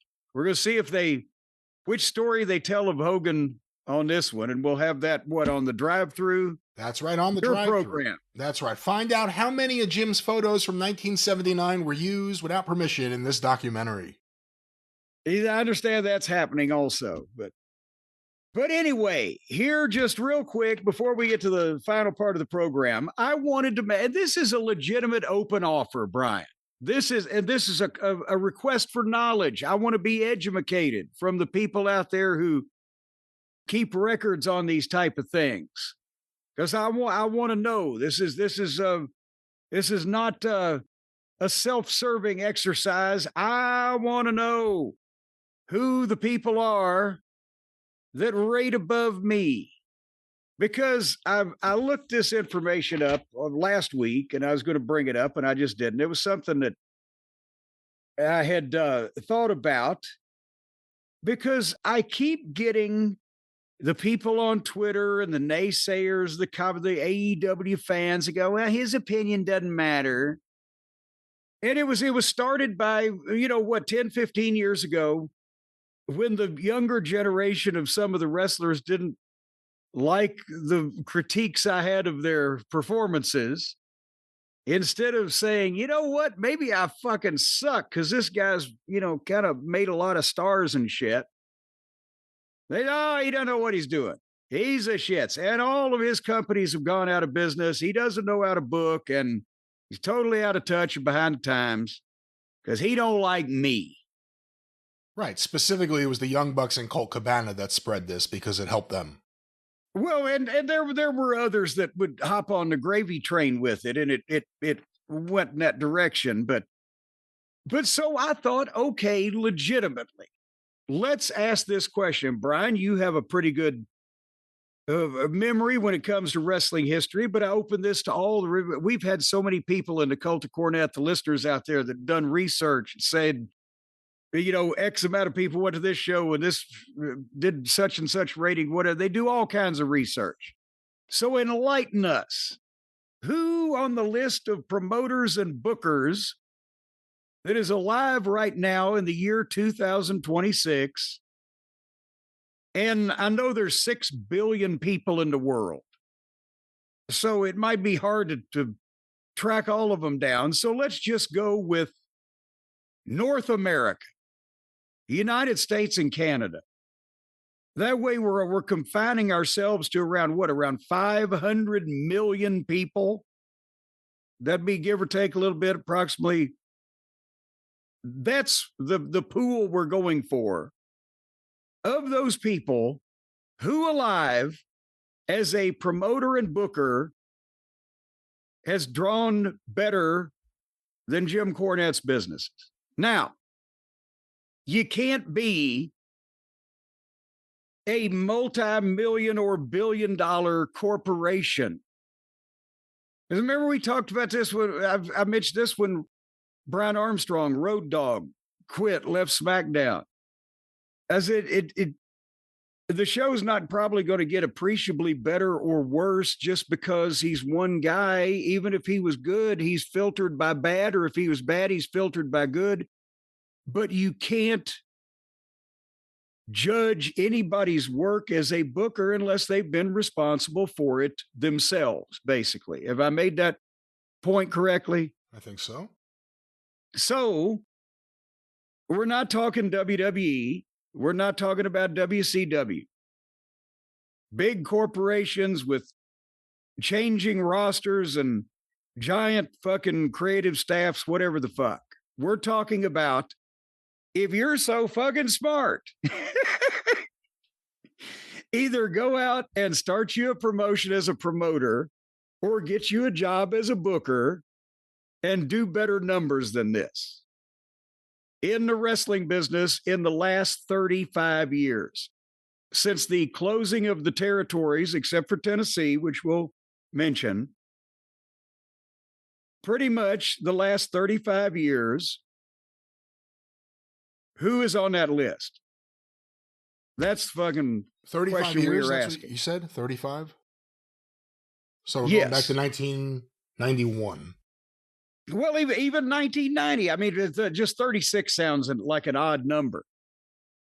Okay, so back to 1990, not counting Vince McMahon, which is WWE, or WCW, which had Ted Turner's money.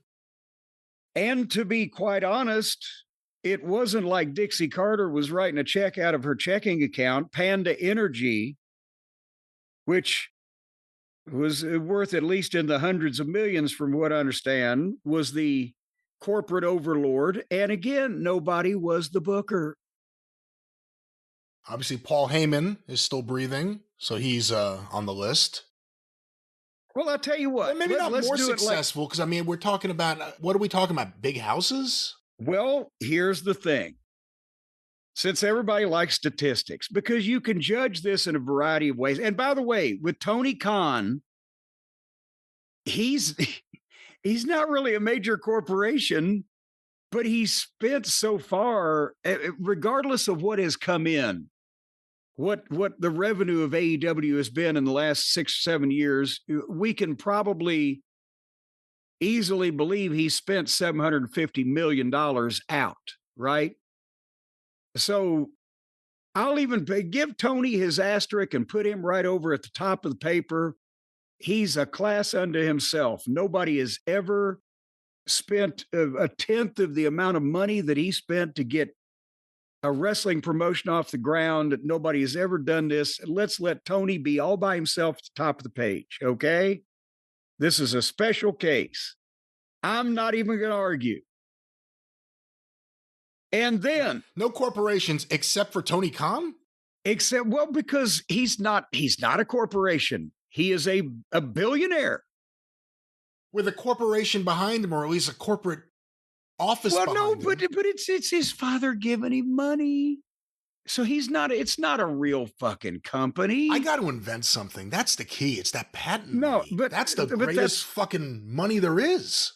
But that's what I'm saying. It's not like even when Vince McMahon was the chairman of the board and 80% shareholder and this blah, blah, blah. It's not even like Ari Manuel and Dennis Shapiro and all these other people in the TKO group. It's like he's got $1 billion and he wants to spend it. And so it's a special case. It's never, ever happened before, but I will acquiesce to put Tony on the list right up at the top in his own little category. Are we talking promoters who booked, or are we specifically talking about bookers who kind of did everything? Again, I will give you an example, because how do you compare me and Paul? I've mentioned before, me and Paul are really the only ones that know what it's like, for good or bad, to do shit like this for a long period of time by yourself. I went back and looked up my 3 biggest crowds in Smoky Mountain Wrestling and my 3 biggest crowds in OVW. And I would like to submit those numbers. And then I would like to figure out who, besides Paul Heyman, belongs on a list of individual people who have been the promoter and booker of shows that have been this successful, and who they are and what they did. And I mean, then you talk about how to compare success. Smoky Mountain Wrestling lasted about 4 years, and we went out of business. Paul had ECW for about 7 years, and he went out of business. But when Paul went out of business, he went to bankruptcy court. A lot of people were owed money, whereas when Smoky Mountain went out of business, the only people that lost money were me and Rick Rubin. And if you take as a percentage, Paul was in the whole $8 million in the bankruptcy paperwork, which is, as I mentioned, like 4 times as much as me and Rubin together lost during the whole 4 years of Smoky Mountain. So did I come out better because I lost less money? My question I'm just saying there's different ways that you can quantify, was it successful or was it unsuccessful, or the length of time it ran or whatever. OVW is still running today, obviously with different ownership, as we've covered. But, I just went with, okay, booking and promoting a show and putting it together that put people in the fucking seats and sold tickets is what I'm thinking. Well, because I'm trying to think of candidates who would actually be someone I could pick. Giving you someone who I don't think we could say had more success than you, but just trying to come up with people from this period. Would Gabe Sapolsky be eligible, or because he wasn't the owner, is he not eligible? Gabe Sapolsky would be eligible, but he didn't have these numbers. Right. I'm just trying to figure out who I'm allowed to. So Gabe Sapolsky was a booker of a company. They didn't have regular television, but they were doing regular shows. So with Smoky Mountain Wrestling, we were a regular regional promotion doing a weekly television show on broadcast television and running an average of 3 events a week. With OVW, we were really more localized, obviously, just the Louisville market and, this part of Kentucky, but we were still running a weekly television show and running an average of 3 events a week. With Gabe and Ring of Honor, they were running fewer events, but obviously more major events than on average than the OVW events, but they didn't have OVW's ability to draw the major crowds. And it was Ring of Honor obviously was much smaller than Smoky Mountain, just being honest. Right. But Gabe would be on the list. And obviously he booked in other places, but still, I don't think you can compare the two things. Who else would be on the list? Randy Hales. Paul Heyman. Randy Hales, yeah. Didn't think of that. Randy Hales, because, and here's the thing. Randy is actually, I believe, and that's why I'm going to give you these numbers in a minute. I know some people are going, what the fuck, get to it? Because I want somebody who knows Paul's, who studied the history of ECW, to try to help us out on this. But Randy Hales, I believe, would be number 3 on the list behind me and Paul. Because the last regional territory, the left in the 90s, besides Smoky Mountain Wrestling, which started in the 90s, was the Memphis territory. And in that period of time where Randy was booking, they'd had rough early 90s. But Randy got the book, and Brian Christopher was young, and PG-13 was young and fresh. And he got from 94, 95, the USWA and Smoky Mountain feud. He did the Memphis Memory Show. They did 8,000 people for that one, but they also did Memphis Memories prices. It was like $3. But the point is, he was drawing the biggest for the Mid-South Coliseum shows and some of the Louisville Gardens events. He was drawing the biggest non-WWF or WCW crowds just because of the buildings and the history of those two towns in the country. And just their ticket prices were, because they were weekly towns, were lower. But Randy is, I think, number 3 until we find a different one. What about Burt Prentice? Burt ran a lot of shows. Burt never ran. Here, let me give you these numbers. Burt didn't do these. For Smoky Mountain Wrestling, I was the promoter, I was the booker, and a performer as a manager. Our top 3 shows were the Sunday Bloody Sunday show, February 13th, 1994, which was really a package show. So you can't call a main event, but Bob Armstrong and Terry Funk in the Texas Death Match was heavily featured. 3,900 people, did $31,080. The Night of Legends on August 5th, 94. I was there. And that was the Funk Brothers and Bruiser Bedlam with me against Road Warrior Hawk, Bullet Bob, Tracy Smothers, and Ron Wright.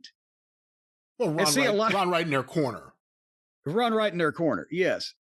A lot of people think, they try to say, well, Cornette, especially some of the guys that were pissed about it.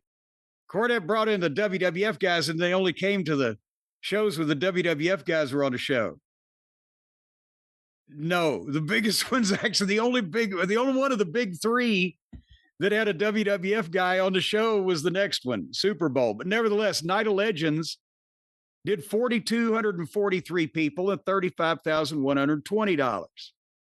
And the Super Bowl on August 4th, 1995, with Buddy Landell and Shawn Michaels in the main event, did 4,287 people, $37,775. Your totals there are 12,430 people and $103,975.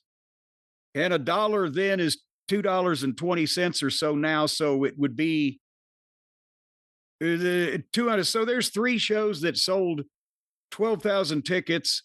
And again, I'm willing to put the money over today because the financials have changed and ticket prices, but that's still 3 shows that sold 12,000 tickets and did the equivalent today of $225,000 at the gate.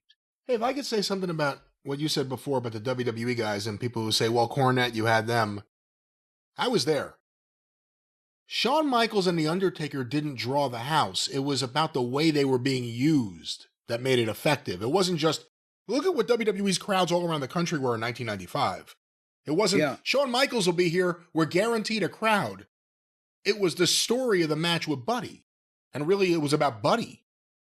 And then The Undertaker, you built him up. You had that Blue Oyster Cult video that you loved so much. You know what I mean? Like, it was about seeing him and Unabomb. You know what I mean? It was about the way he was used, not just that The Undertaker's going to draw a house, because no disrespect to him, they didn't draw houses in 95.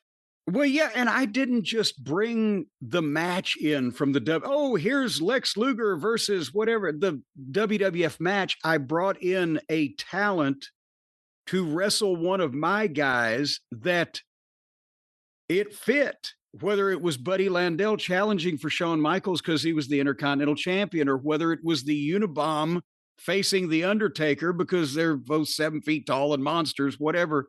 It had to fit. And then you've got people all over town seeing Smoky Mountain Wrestling guys in competitive situations with some of the biggest stars in the business. And then we worked out finishes, but we didn't particularly beat any of our guys unless it was the blow off, or, in the case of everybody wanted to see the goddamn, Undertaker win or whatever, but it was a mixture that made us different, but nevertheless. Yeah. And by the way, if you bought a ticket expressly because the Undertaker and Shawn Michaels were there, the thugs in the Heavenly Bodies stole the show. So if you were there, and we got people hopefully to come back then. Yes, because they were like, oh shit, we haven't seen these guys before, but they were better than the other guys. That's the whole fucking idea. But nevertheless, we're backtracking it. I'll say one more thing. If you go to the number 4 house in Smoky Mountain Wrestling history, as far as number of people attending, that was August 20th, 1993 in Knoxville. We had 2,664 people paying $17,962. And I booked and promoted that. And I was in the main event. That was me against Bullet Bob. So that's my record in Smoky Mountain. So if anybody for their top 4 shows of their promotion, besides the fact that we were running a weekly television show on multiple broadcast outlets that ran for 200 episodes, besides the fact that I was booking live events on an average of 3 days a week in other markets, as well as all these big houses that happen in Knoxville, if you can compete with 15,000 tickets for your 4 big shows, then write in and let's hear from you. I want to put you on the list. But because I'm hearing, again, the whole premise of this is so many people are going, Cornette doesn't know what he's doing. Oh, Jesus Christ, so-and-so could do so much better. And so, well, who has done better? But this is, Brian, this is kind of, it's way back there. And by the way, those shows are all bigger crowds than the majority of the Dynamites we've seen this year. So, you know, for everyone that says, look what Tony's done, well, it's not like they're drawing on the road. It's like being the nicest guy in prison now. You're not complimenting me that much. But now here's the thing. I know some people are going to say, well, that's 30 years ago. So let's crank it up a little bit, because that was a promotion that I started from scratch and cultivated the market. Let's go to OVW. I didn't start the promotion. Danny Davis did. So technically, while I was part owner and did a lot of promotion, Danny Davis really figures as the promoter. He was always the boss of everything. But I was the booker and the television announcer, and was, even though I wasn't responsible for the entire talent roster like I was in Smoky Mountain, whoever came and went was totally up to me. The WWE would send me a certain talent that I might have to make use of. But in return, they would send me, hopefully, some guys that would help me out so that it would balance out. But I booked everything. I did the announcing, put all the shows together. So, and this is more recent. This is 2000 and 2001. But at my age, that's very recent. What's a mere 20 or 30 years when you're this old? But filling those functions, especially as booker, the Rock and Rumble, June 23rd, 2000, we did 2,789 people at the Gardens and drew $30,277 at the gate. That was literally 5 weeks after we actually got on full power television. And even though we had co-promotions with Clear Channel Radio on all of these events, up until 5 weeks before that show, nobody really knew we were on goddamn television in Louisville, because it was a low-power station that nobody watched. But anyway, 6 months later, Christmas Chaos. We've talked about it many times. January 31, 2001, we did 5,010 people and $72,166 at the gate. And then at the Last Dance on June 27, 2001, when they closed the Gardens, we did 3,060 people to pay $52,619. So with the increased ticket prices, whereas in Smoky Mountain, my top 3 shows sold 12,000 tickets, did $100,000. In OVW, my top 3 shows did 10,859 people, but drew $155,000 at the gate, which in today's money would be approximately $286,864. So if you don't want to compare records with me in Smoky Mountain, then let's just make a list of all the individual motherfuckers that have gone in and taken over the book of a wrestling school, gotten on television, and run 3 shows in a 1-year period that sold 11,000 tickets and grossed $150,000. All right, Brian, let me know where you start. That Northeast Wrestling has done well. They have like an annual show at a ballpark or something, and they bring in all sorts of stars. You know what they have done? Yeah, I think they've done some 2,000 or 3,000 people crowds up there. Northeast Wrestling. It was Mike O'Brien. I think so. Yeah. That's right. So again, I'm just telling you, if everybody's so much better at this than I am, AAA in Los Angeles in 1990, what was that, 3, 4? Had the run where they ran the sports arena. Ron Scholar, IWC. Ron Scholar was the legit, even though he wasn't an owner of AAA, who were the technical promoters of record of the company, he was the promoter of those events and what made it. And they did 18,000 or whatever at Sports Arena, a time or two, and a couple of other big crowds. No, they caused a traffic jam. Like they they drew a bigger house than anyone expected, and that was a big story. So, and Ron Scholar, the promoter, who was the booker? Does anybody know who the booker was of AAA? It was Antonio Pena, and Ron Scholar would give him thoughts about who he wanted on shows. That's how you had that one show where Vampiro was all of a sudden working with AAA guys, which did not work out well. And that's why Tito Santana was on the When Worlds Collide pay-per-view, because Ron would have his suggestions, but it was Pena booking. Okay, well, Pena's dead, right? Pena's dead. Scratch him off. How's Ron doing? He's out of wrestling. He's doing great. But he's still alive. Yeah, absolutely. Good guy. So he gets to go on the list as an asterisk. He wasn't the booker, but he was the promoter. Paul Alperstein drew a lot of big houses. Oh, come on. In terms of people. He paid them to come. They were there. They came. No, there has to be something said for that. No, I was listing the tickets sold and the gates, not the tickets given out and people paid to come to sit in them, their seats. So again, we're talking bookers more than promoters. Bookers more than promoters, but again, poor Pena, he didn't make it, but we've got Randy Hales. We got Tony off in his own little category. We got me and Paul. We got Randy Hales. We got Ron Scholar with an asterisk, and we got Gabe Sapolsky, who by the nature of his companies was not put in a position where he could run buildings to draw this many people. And even if someone was a Russo defender, you can't defend. He's never booked anything by himself. But he didn't draw houses. Like his whole argument was, he didn't draw any houses. I don't care about the ratings, but that was the thing. He let the houses go to shit wherever they went. Do you know that when did TNA start? In 2002? I believe so. Yes.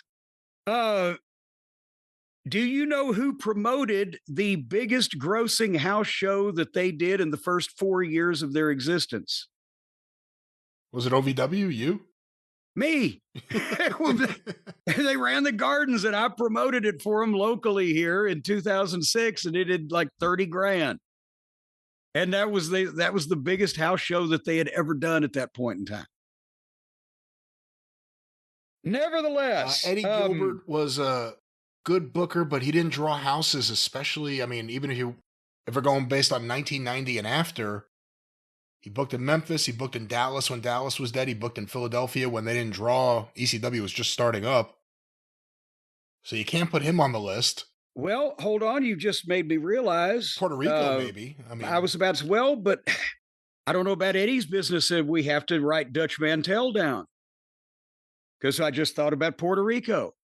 And I don't know the details, the ins and outs of, what they drew, but, there was a reason he was down there for a while. He was making money. Well, yeah, and with Puerto Rico, it could be feast or it could be famine. You could cite that they did a ballpark show that had 12,000 people, and the next week, they were in front of 300 people in a fucking bull ring or whatever. Dutch Mantel, basically, because of a variety of different places, whether it had been the times he booked in Continental or Florida early on in the 80s or Puerto Rico in the 90s. I don't know about the business records, but definitely he belongs on this list.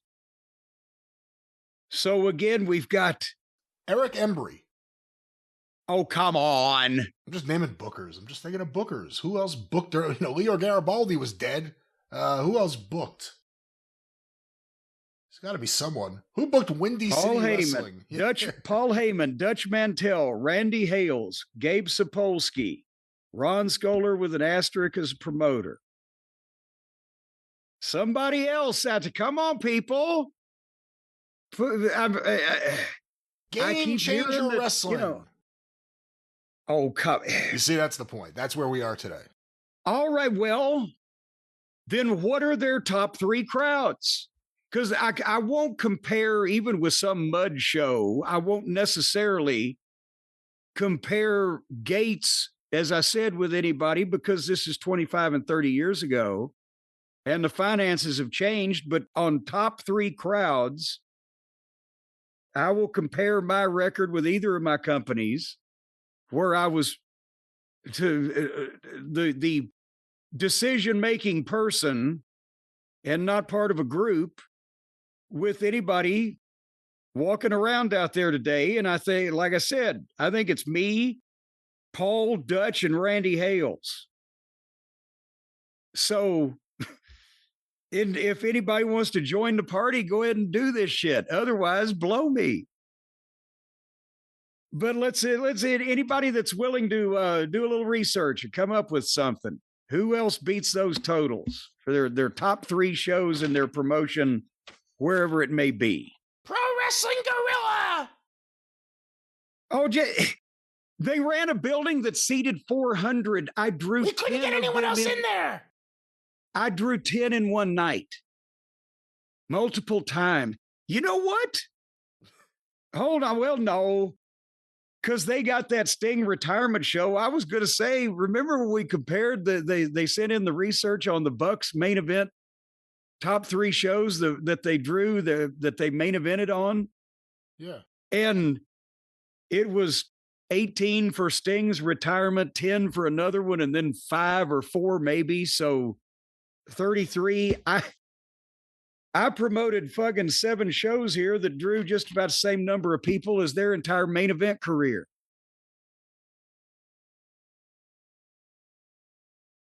Anyway, this will be an interesting I'm waiting to be blown out of the water with all this competition I've got, Brian. Well, we will see what happens. Some research for the listeners to do. And by the way, Brian, before we go any further, I must mention that all of those events that I mentioned that I promoted or booked made 5-figure profits for whichever company that it was, OVW or SMW. So it's not like, oh yeah, well, he drew those people, but what did he spend? So there you go. Because we've seen promoters draw nice. I mean, Joel Goodhart drew some nice houses. Did he make any profit? He went out of business on a sellout, didn't he? Like fucking. He drew 40 grand for an independent show in Philadelphia in 1990 when you couldn't do such a thing. He went out of business on the way to Buddy Rogers versus Buddy Landell. Yes. And who was, God damn it, was it Tony Hunter? I don't want to accuse him. It might have been Snow. It was somebody else that was drawing big houses in Virginia at one point, like 15 years ago or whatever, and then just went away. Oh, I'm trying to think. Marvin Ward. Doug Gibson. Fucking hell. I haven't thought about him in forever. Is he still around? No, there were a lot of people looking for him at various times. I know, but usually he reemerged years after that each time, right? Every time we heard that people were looking for him, he disappeared for a short period of time, then reemerged and booked some big star against him. And I think he's submerged this time instead of emerged. I don't think anybody's seen him in a while. But yeah, he did the pay-per-view with Kevin Nash and Ricky Morton. Oh, that's right. Yeah, remember? That's right. But when he teamed with Terry Funk in Waynesboro, Virginia. Is it? Well, that's he was from Waynesboro, Virginia. Is it too soon? I haven't told the story in maybe 5 years. We've got younger kids in the audience now. For the age 2 to 7s out there. So years ago, when I was running Smoky Mountain Wrestling, Waynesboro, Virginia, and there's another town up there close to it that our TV, I think from Harrisonburg, Virginia, was hitting, but we didn't, it was a long way from Knoxville, and we'd always send Sandy Scott all the way up there to blah, blah, blah.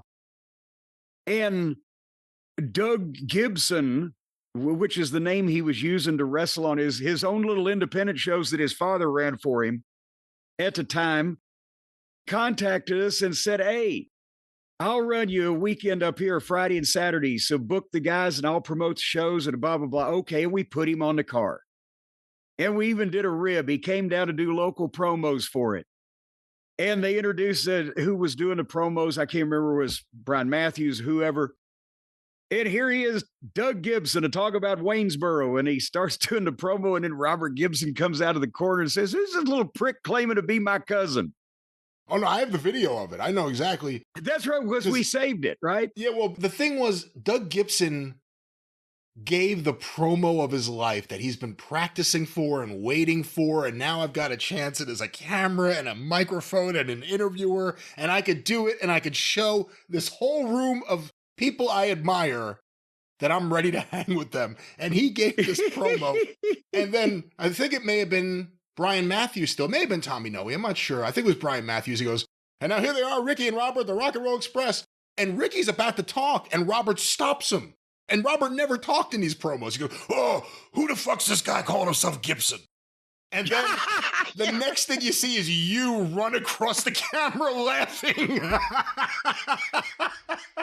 Oh, God. Well, the point is, and then there was a fake Anderson. And then he had a Roger Anderson, right? Oh, yes. And because Roger Anderson, it was an homage to the Anderson brothers because he was from Virginia or North Carolina. But at any rate, he was bald. He was like, I have a bald guy. I'll make him an Anderson. The laugh ended up on us because we redid the promo, right? And it was like a week and a half or 2 weeks ahead of the shows. He called me and he said, well, we can't run. I said, well, what are you talking about? Apparently he had run some fucking other show on his own with some big star that they paid to come in so he could work with him. And it didn't draw shit. And his father cut him off and said he couldn't run any more shows. And I'm like, you motherfucker, I didn't ask you to run this other show. You came to us. We got a deal. We promoted this, that blah, blah, blah. So that was one period of time I didn't see him for about 10 years after that. And then he was the knucklehead that I was at I don't mean to turn this into the Marvin Ward hour, but I was at a fan fest or a show somewhere when they were going to do that fucking Ricky Morton, Kevin Nash pay-per-view or whatever. And he was going to run another big event after that. And he was like 2 or 3 aisles over from me, and I'm doing my own thing. And so one of the boys or somebody came over and said, hey, Marvin Ward really wants to book you on that show. I said, fuck Marvin Ward. Oh, he wants you to come to whatever buttfuck Virginia. I said, tell him I'll do it for $5,000. Because I was still working and traveling in those days.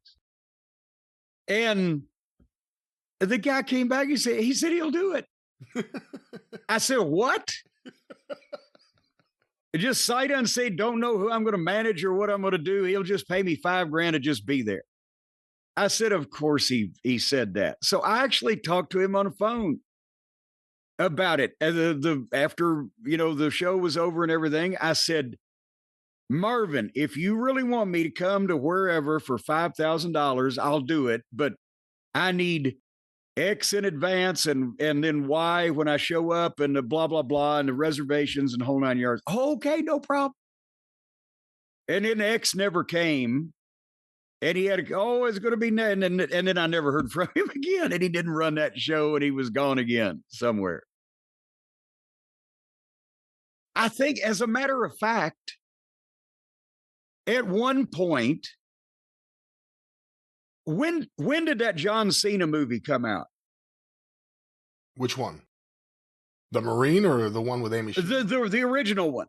The Marine, I guess it was. They blew up a bunch of shit in that, right? I believe so. He was the Marine. Yeah. Yeah. Well, Marvin Ward actually paid me and Dennis Condrey. 2006. 2006 paid me and Dennis Condrey to come up there and give him advice on how to run a fucking show and a fucking promotion and and took us all, and Teresa was with Dennis and Stacy was with me, and took us all to see the Marine and paid for the tickets and literally paid us like $1,500 a piece to have a meeting with him and never listened to any goddamn thing we said. All right, this has been Easy Paydays with Jim Cornette. Who else paid you to do nothing? We're in a good roll here.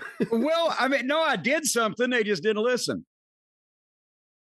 But anyway, speaking of people who are not getting paid anymore to do anything, boy, what a goddamn transition there. You know, times are tough, Brian. We've heard about it. They're cutting back. They've taken the water coolers taken out of Titan Tower again. 30 years later, they're doing it. They're cutting corners. You know, the revenue just isn't coming in. Fuck, I don't think they grossed more than $150 million last month. And they've had to make the tough choices to,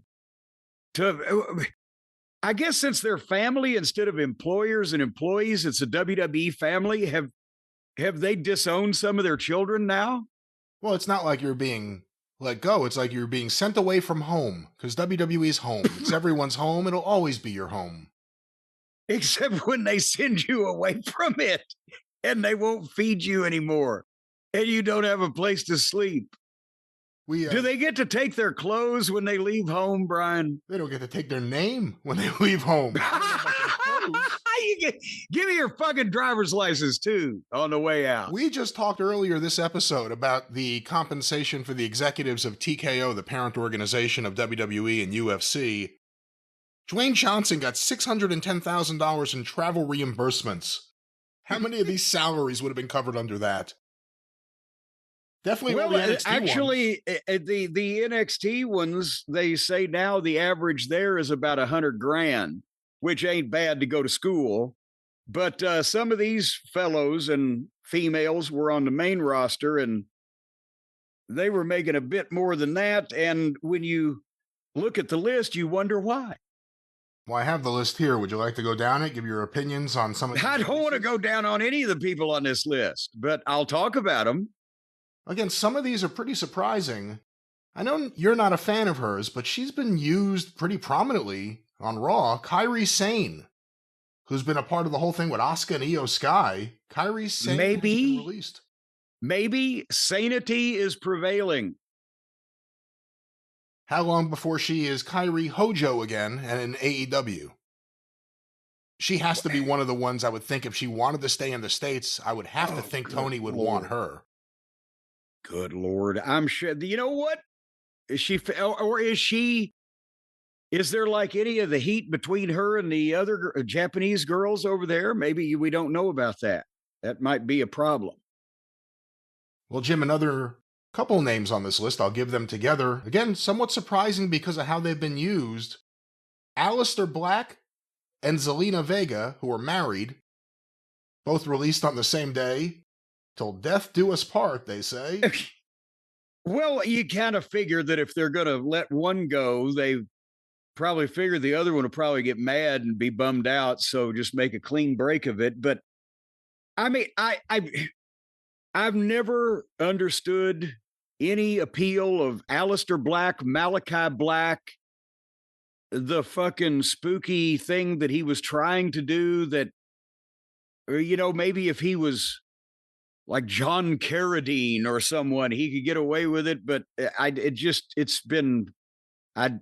know what the fuck to think about it. Remember when they had the entrance? It was at an AEW where the lights would go on and off and they would be posed in different places in the goddamn Oh, that was AEW.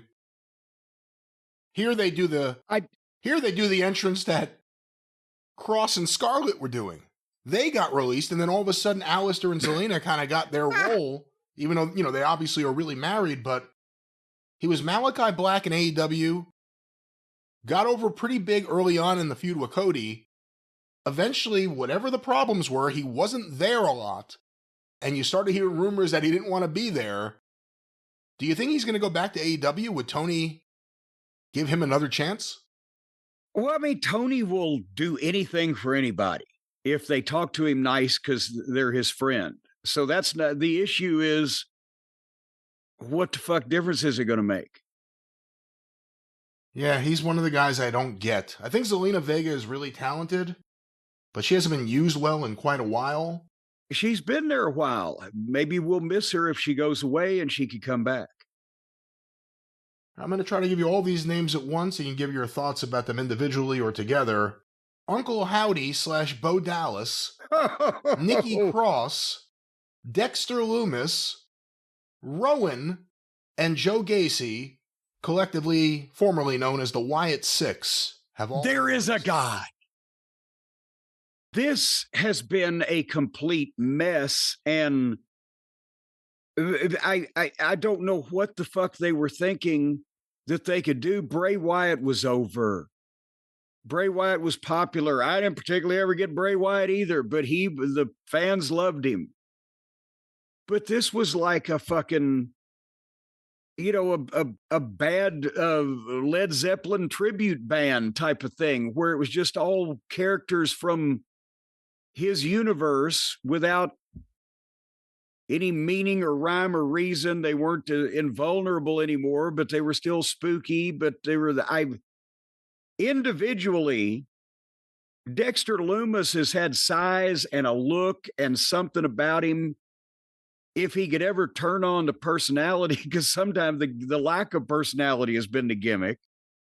But that whole thing with him and Gargano, remember when they were doing that in NXT? He needs to have a complete new package and presentation. There's talent there. If it looked and acted and was called completely different things. Joe Gacy, I never understood. He should be in AEW because he's another one of these pudgy, indie-looking fucking guys that you would think would fit right in there. Nikki Craw, I don't know what the fuck. Bo Dallas is probably a nice kid and a good worker, but just come back as your own deal sometime. So that'll probably, and Rowan. Oh, they'll get Rowan, won't they? Over in AEW because he was friends with Brody. Other than a few one-off appearances, they didn't get him after Brody passed away. You would have thought maybe they would have done something. He was on the tribute show right after. I think he made another appearance later on. I can think of at least 2 different appearances. But for whatever reason, they didn't bring him in. Well, then maybe everybody here needs to Shopify. Build your own business. That's right. We trust them. You can too. Shopify.com/JCE. I already saw something, Jim, that someone sent us earlier. Vince Russo apparently went to Twitter. I think it was Twitter. And he said WWE completely dropped the ball with the Wyatt Six. He hopes that there is room for them to come to JCW so he can do it right. So he can do the Wyatt Six. Oh, my right. God. I hope they take him up on the challenge. I would hope that since they've been working for the WWE for some time, that they have saved enough money that they wouldn't have to lower themselves to fucking the county fair sideshow just that quickly upon being released. Well, Jim, another name who I think it was earlier this year, maybe late last year we talked about, they made a big effort to re-sign him when it appeared he was out the door. Perhaps maybe to keep him away from CMLL, but who knows? And then we heard he was hurt recently. But that doesn't stop them from releasing people anymore. Santos Escobar has been released. Pablo! We barely knew ye. Santos. Well, whatever. I mean, in all honesty, is anybody going to notice if you hadn't told them? He has not been on the main roster shows. I want to say it's at least over a year. He was pretty good with the LWO as a babyface and then as a heel. And then they just didn't do anything with him. It's amazing he would get released and some of those other LWO guys are still there. It's amazing Gargano's still there. I mean, there's a few names that I'm surprised aren't on this list, but let's go back to this list. Gargano has to have pictures of somebody in high-ranking places, okay, in embarrassing situations, because elsewise, how the fuck? Jim, Chris Sabin, and Alex Shelley, the Motor City Machine Guns. You know, I hate it for those guys because they're good workers. They're technically proficient. They've been in the business forever. They got a ton of experience now. They're hard workers. They're good employees. But what the WWE is doing now these days, you know, they would probably be the best addition to AEW because they're not young guys, but they look young, athletic, fit, in shape, and they still have experience and they can work with the kids, but they know how to do shit so they're not going to kill people. And they might be able to slow a few of those suckers down over there to where they could get some matches out of them. So if Tony really wanted to fucking add to his roster of all the releases, these are the only two guys that would really up the quality of the in-ring. Well, we'll see. It's a surprising run. I was surprised when they got signed, and they had a pretty good little run. They got the tag titles and everything. Obviously, tag teams are not a priority in the WWE or on SmackDown. It's just filler. And I think they would probably be an asset to AEW. Before we go any further, Jim, what will it tell you, if anything, if any of these people immediately go to TNA? Well, I forgot about TNA. I think everybody's forgot about TNA. No, well, TNA, just because they are working with the WWE doesn't mean they can't sign guys that WWE has released. And maybe there's that's used to be what bookers and promoters would do when they had finished a guy in a territory. And so, well, you just been here a while. We got to change things up, but I've called Charlotte or I've called Atlanta or I called Tampa and I talked to whoever. And, if you want to, you can go down there or do your own thing. I'm just trying to help. That type of thing. Well, Jim also released Apollo Crews. I mean, they were going to do something with him forever ago and never did, didn't they? Weren't they? Or is that a coherent sentence? No, I know what you mean. And it seemed like a few times in the past, I don't even know at this point, 8 years? I'm not sure how long.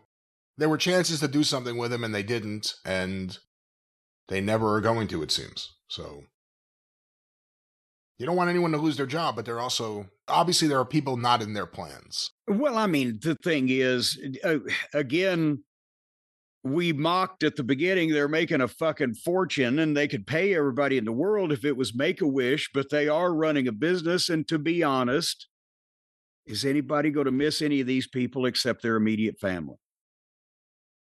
Jim, also on the list, and I believe she's recovering from an injury, or maybe just got cleared, Zoe Stark.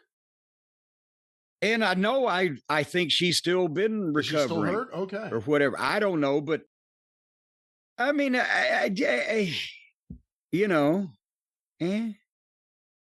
Alba Fire, who was one of the Secret Service agents. I'll be damned. She was one of the Secret Service, I can't talk. One of the Secret Service agents, I believe, for Chelsea Green. Well, it was the Secret Hervis, not the service, the Hervis.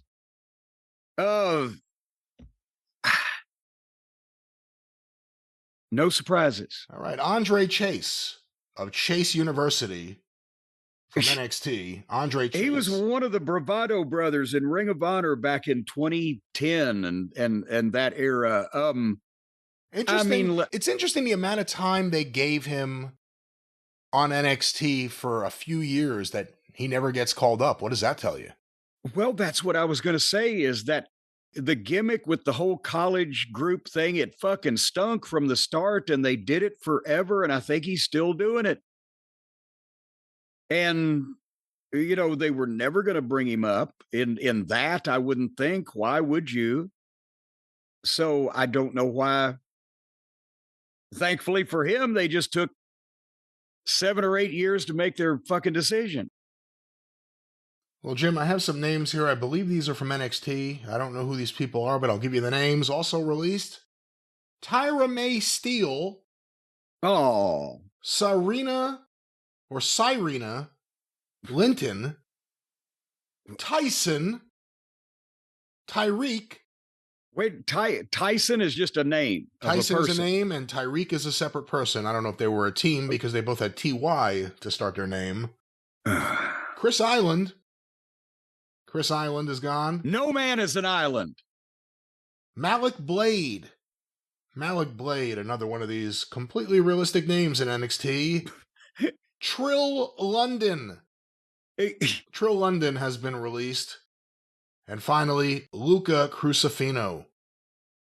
Luca Crucifino? Released. What about Bill Damfino? There was this great Mets video they made for the 86 season. It was like the history of the Mets up until 86, 25 years. And every time they talked about one of the great players being traded, they'd play David Bowie for a second. Change it! And then it would just like go back to the next thing. That's what I'm hearing in my head as I see all these names here. We'll see. I mean, obviously, you brought up the big point because you see people that get mad anytime anyone is released because every one of these people, even the people we've never heard of, there is someone who really likes them. And you don't want to see people just released. However, there is a reality. It's not like they're not going to replace bodies on the roster. But at a certain point, if no one there has a plan for someone, they're not just going to keep them around maybe as much as they used to. Right? Some of these names just came in and out within the last couple of years. And then the thing is, you can complain if they don't give a young guy in developmental enough of a chance to really show what he can do or get comfortable. But when you've got people that have been in the system for 5, 6, 7, 8 years, whatever, and it just ain't nothing happening. No, you can't keep everybody. That's what Tony does. and that's why Tony, the WWE pays talent a very small percentage of their overall annual income, and Tony pays his talent probably more than half because he pays people that he's paying Ric Flair. He pays people you never see. They're not going to do this. Tony is a doormat, and these people are goddamn heartless, cruel capitalists. There is no middle ground anymore where it's like, we got to halfway be reasonable, but maybe he could work in fucking catering. Whatever. Well, those are the releases. Obviously, there are recent NXT call-ups happening in the last couple of weeks.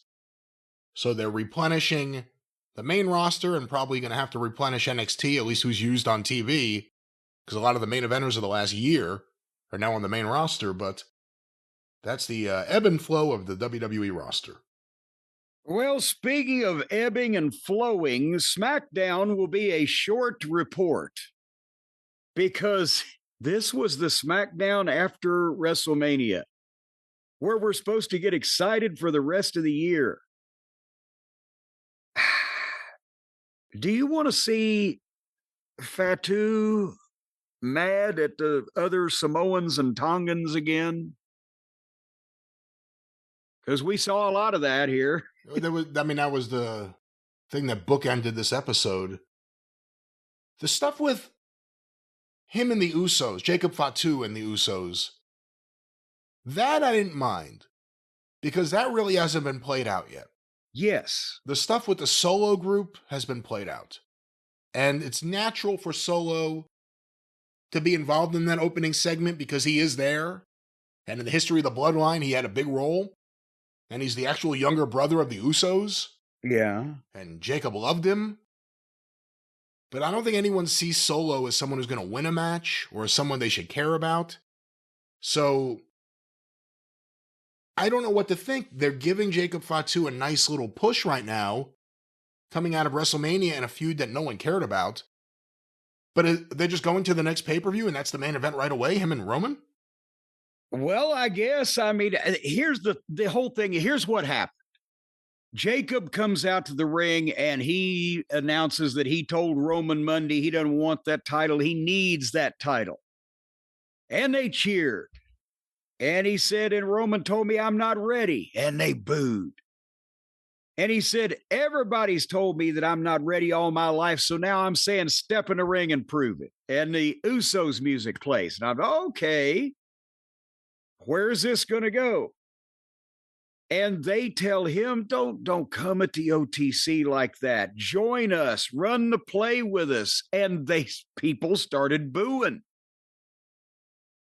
And they started chanting Fatu, Fatu. And I said, well, Jimmy said, Fatu, don't listen, none of these fools, the fans. None of these fools are going to put your kids in better schools. I'm like, my God, they're turning the Usos heel in this thing. And then Jay says, hey, it's too late. You've already done this. So we're going to see if you can swim or sink or whatever. When next time you look at Roman Reigns, get ready for war. So it's like they're turning heel on Jacob, but then Solo's music plays and here he comes with these fucking Tongans. And I swear to God, I'll get to it in a minute when we talk about the match. But I don't get these fucking guys, especially if the face paint that makes them look more bumbling and foolish. And Solo tries to tell Jacob that the Usos are lying to him. They didn't want you here a couple years ago. I did. I brought you. And if you want to beat Roman, well, I can do that for you. You need an army, and I've got an army. But while Solo was talking, the people were whatting him. Because is that the way that they tell you now that you're a fucking underneath guy? They don't want to hear from you? What? And so anyway, then it was Tama Tonga, wasn't it? Took the microphone and said, why are we wasting time? He's a lost cause. He can't beat Roman. He can't even beat you. And then Jacob super kicked Tama. And most people, it wasn't like, oh my God. It was like, ah. And Jacob said the only one I ought to be talking to is Roman. So it's going to be me and Solo tonight. I don't know, whatever the fuck. I'm with you. I think the Usos and Roman and Fatu, this needs to be explored. And I think they should, hopefully this is fodder for this one night. And they're not going to be in this thing regularly because the others, to me now, beat Solo, establish that, just that you can, and then get them out of the way because when Jacob is working with Solo, it diminishes Jacob because Solo is Jacob light. And it's not a clash of styles. It's two similar styles where they're both doing the same thing. One's just better at it. Does that make any sense? It does. Makes a lot of sense. So anyway, let's skip ahead to the match because the match was the main event. Because again, we've seen it. They had a match. The Usos came out to watch. I thought Solo was in control way too much because we know he's doing a job. And finally, Jacob beat him with the moonsault 1, 2, 3. But then the heels started getting heat on Jacob 3-on-1. And the Usos have been watching, so they come down like they're going to come help. But by the time they get to the ring, Jacob made a comeback and beat up all three of the heels by himself, including whacking them with a chair. And then He put Tongaloa on the table at the announce desk at ringside so he could splash him through it. And Tongaloa, for a shoot, fell off the goddamn desk accidentally. Yep. Did you see that part? Oh, yeah. I tell what. Tongaloa. How the fuck can you fall off a goddamn desk? He fell off the goddamn desk. So we had to go get him, put him back, and then he splash him through the thing. Jelly Roll didn't fall off the desk. Jelly Roll stayed upright. What in it? Tongaloa was laying down. All he had to do was just not roll to his left. So he rolled to his left and fell off the fucking table. And then you could see him try to catch himself. Oh, I'm going to fall.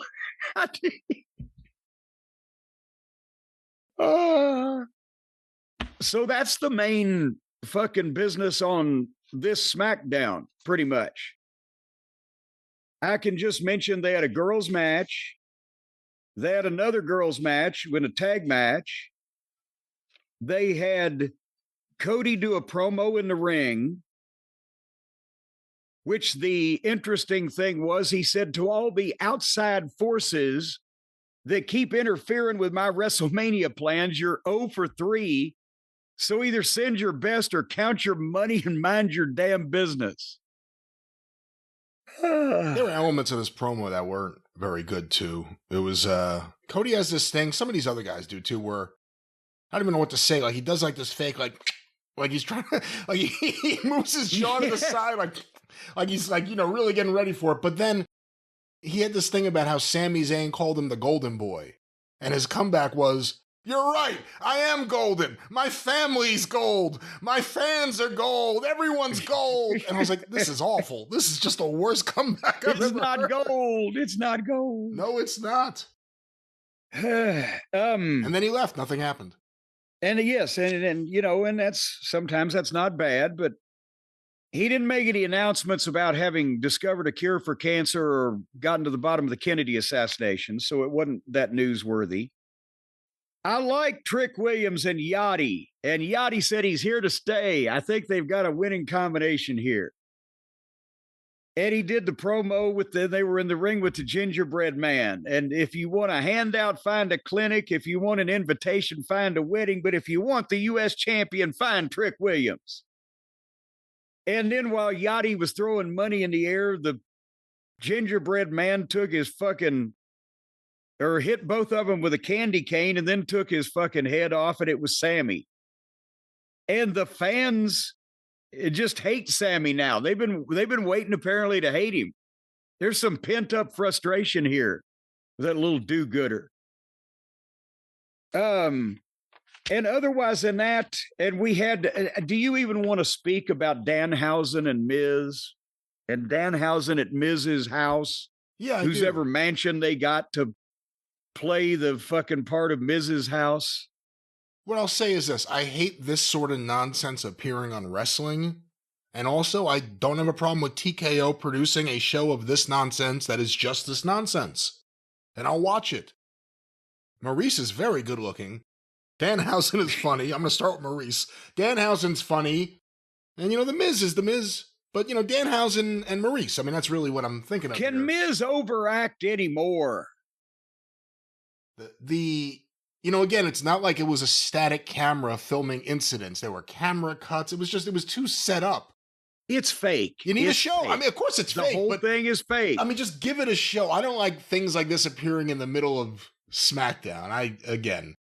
I get a kick out of the Danhausen stuff, but I don't get a kick out of bad wrestling comedy and bad wrestling skits. And unfortunately, the skit, it wasn't even a wrestling skit. Whatever the skit was, the home-based skit was the fakest thing you've ever seen. And it just, I think it's fake in two different ways. It's fake for wrestling, and it's not convincing comedy. It's that they're both playing with each other.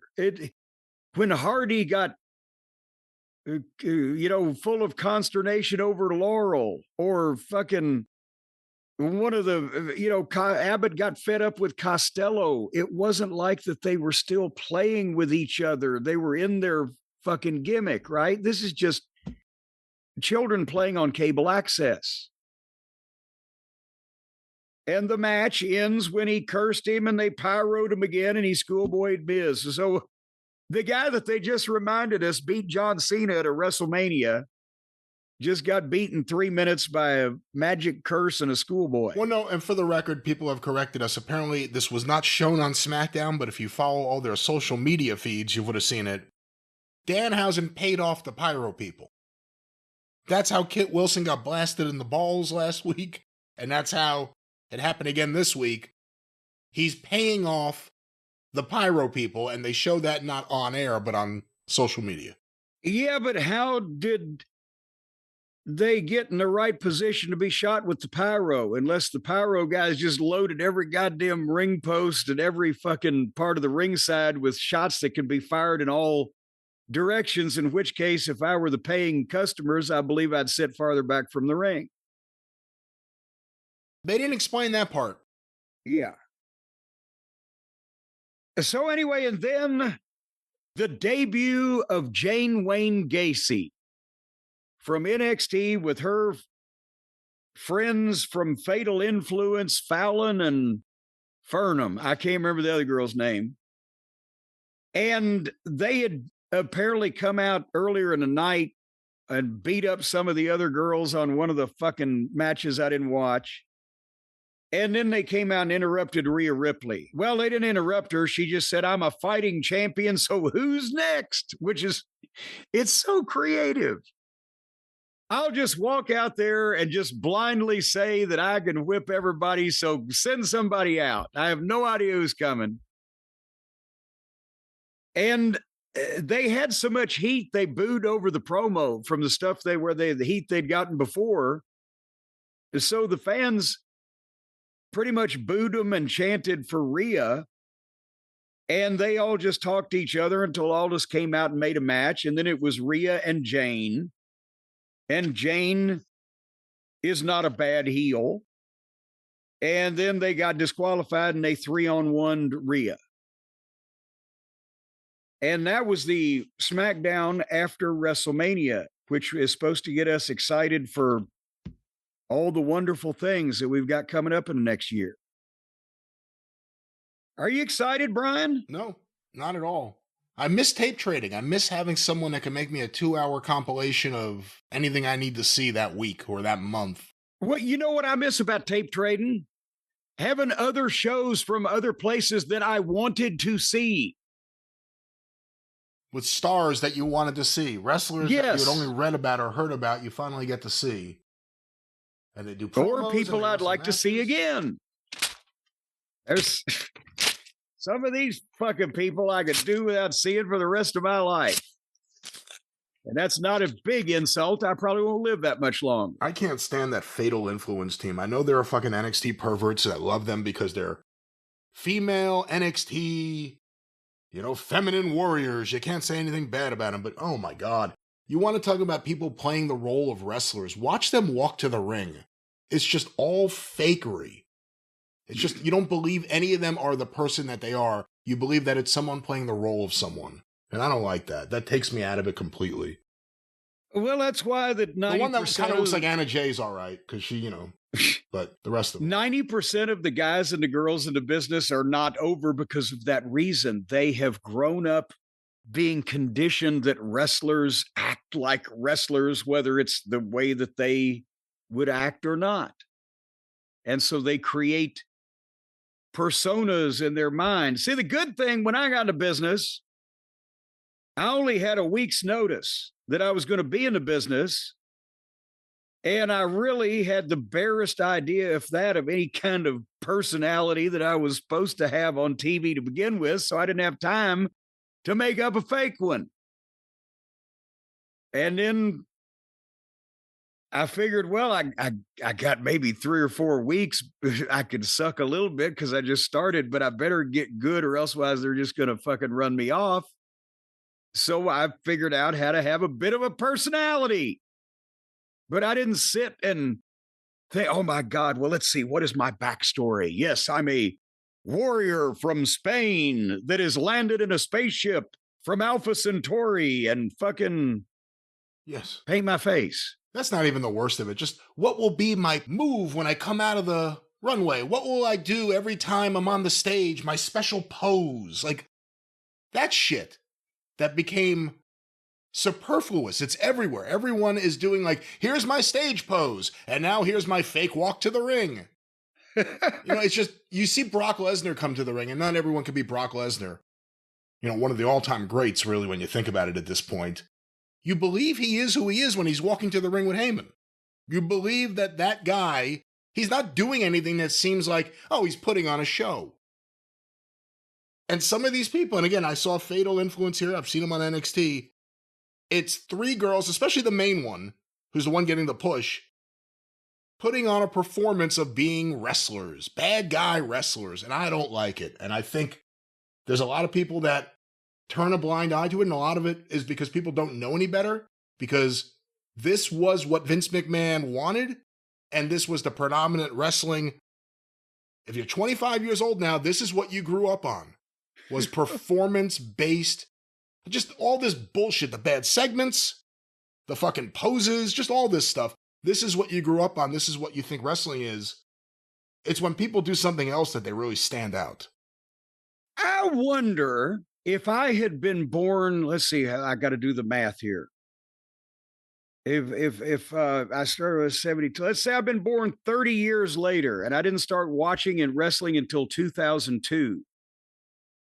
I wonder what my career would have been, because I would have never gotten this shit. I can't imagine young me wanting to do this stuff. Oh, well. But if I'd have been born 10 years earlier, maybe I could have worked for Eddie Graham. Son of a bitch. All righty. We're going to do this again soon, aren't we? We have the drive-thru coming up, the Hulk Hogan documentary. We have questions. We'll have a bunch of other stuff as well, but a lot of fun coming up. And even with wrestling in the doldrums, there'll still be things to talk about. And also, obviously, we have the Hogan documentary. We have to watch that Shawn Michaels documentary. Oh, good heavens. Why do I know so much about these people's lives? Yes, fun. We're going to have more fun. I apologize for today. I'm in one of those moods. You're banging everything. I keep hearing just random punching. Yeah, I'm punching things over here. I'll give you I'll hit you hard. Now, I think it's important to remind people here at the end, if you are a billionaire and you'd like to spend a good deal of money to sit in on the show with us, you won't get to talk, and you may not even get to listen. I don't know. But you'll get to just be here with us as we do the show. Let us know. We're accepting bids starting at $100,000. A mere pittance, a mere bag of shells for all the billionaires out there that apparently like wrestling. You know what? We'll let you say $100,000. We will turn on your mic and let you say hello to the listeners. Well, now, wait a minute. I thought we were going to go for $150,000 for that. I think that's asking too much in this economy. I think we have to kind of be realistic. I think $100,000, you get to listen to us do the show, and one of us will call you on the phone during the break in a match on a WWE pay-per-view and just say hello. All right. Well, as long distance charges apply. $100,000, $150,000. How greedy do you have to be? How greedy a man can you be? Well, that's because I'm cousins with Ari Emanuel. You're the only person I've ever heard pronounce it that way. How do you pronounce it? Emmanuel. Ari Emanuel. Emmanuel is what I just said. All right. Ari. Is he or isn't he? Every TV show you see that has an agent named Ari is all based on him. Larry Sanders' show, Conan O'Brien used to have a character named Ari, which was based on Ari. Obviously, Entourage. There have been other shows with agent characters based on him. He was notorious before he ever got involved with Vince McMahon. Well, who'd Ari ever beat, though? What title has he ever won? Mike Ovitz. Oh, I don't know what title he's ever won. All right. Anyway, we're done here. Ladies and gentlemen, we're going to have so much fun on the drive-through that we won't be able to stand it, and we'll probably giggle ourselves into the hospital, and then we'll be back next week here on The Experience for more frivolity and things and such of that nature. And until then, thank you, fuck you, and bye-bye, everybody.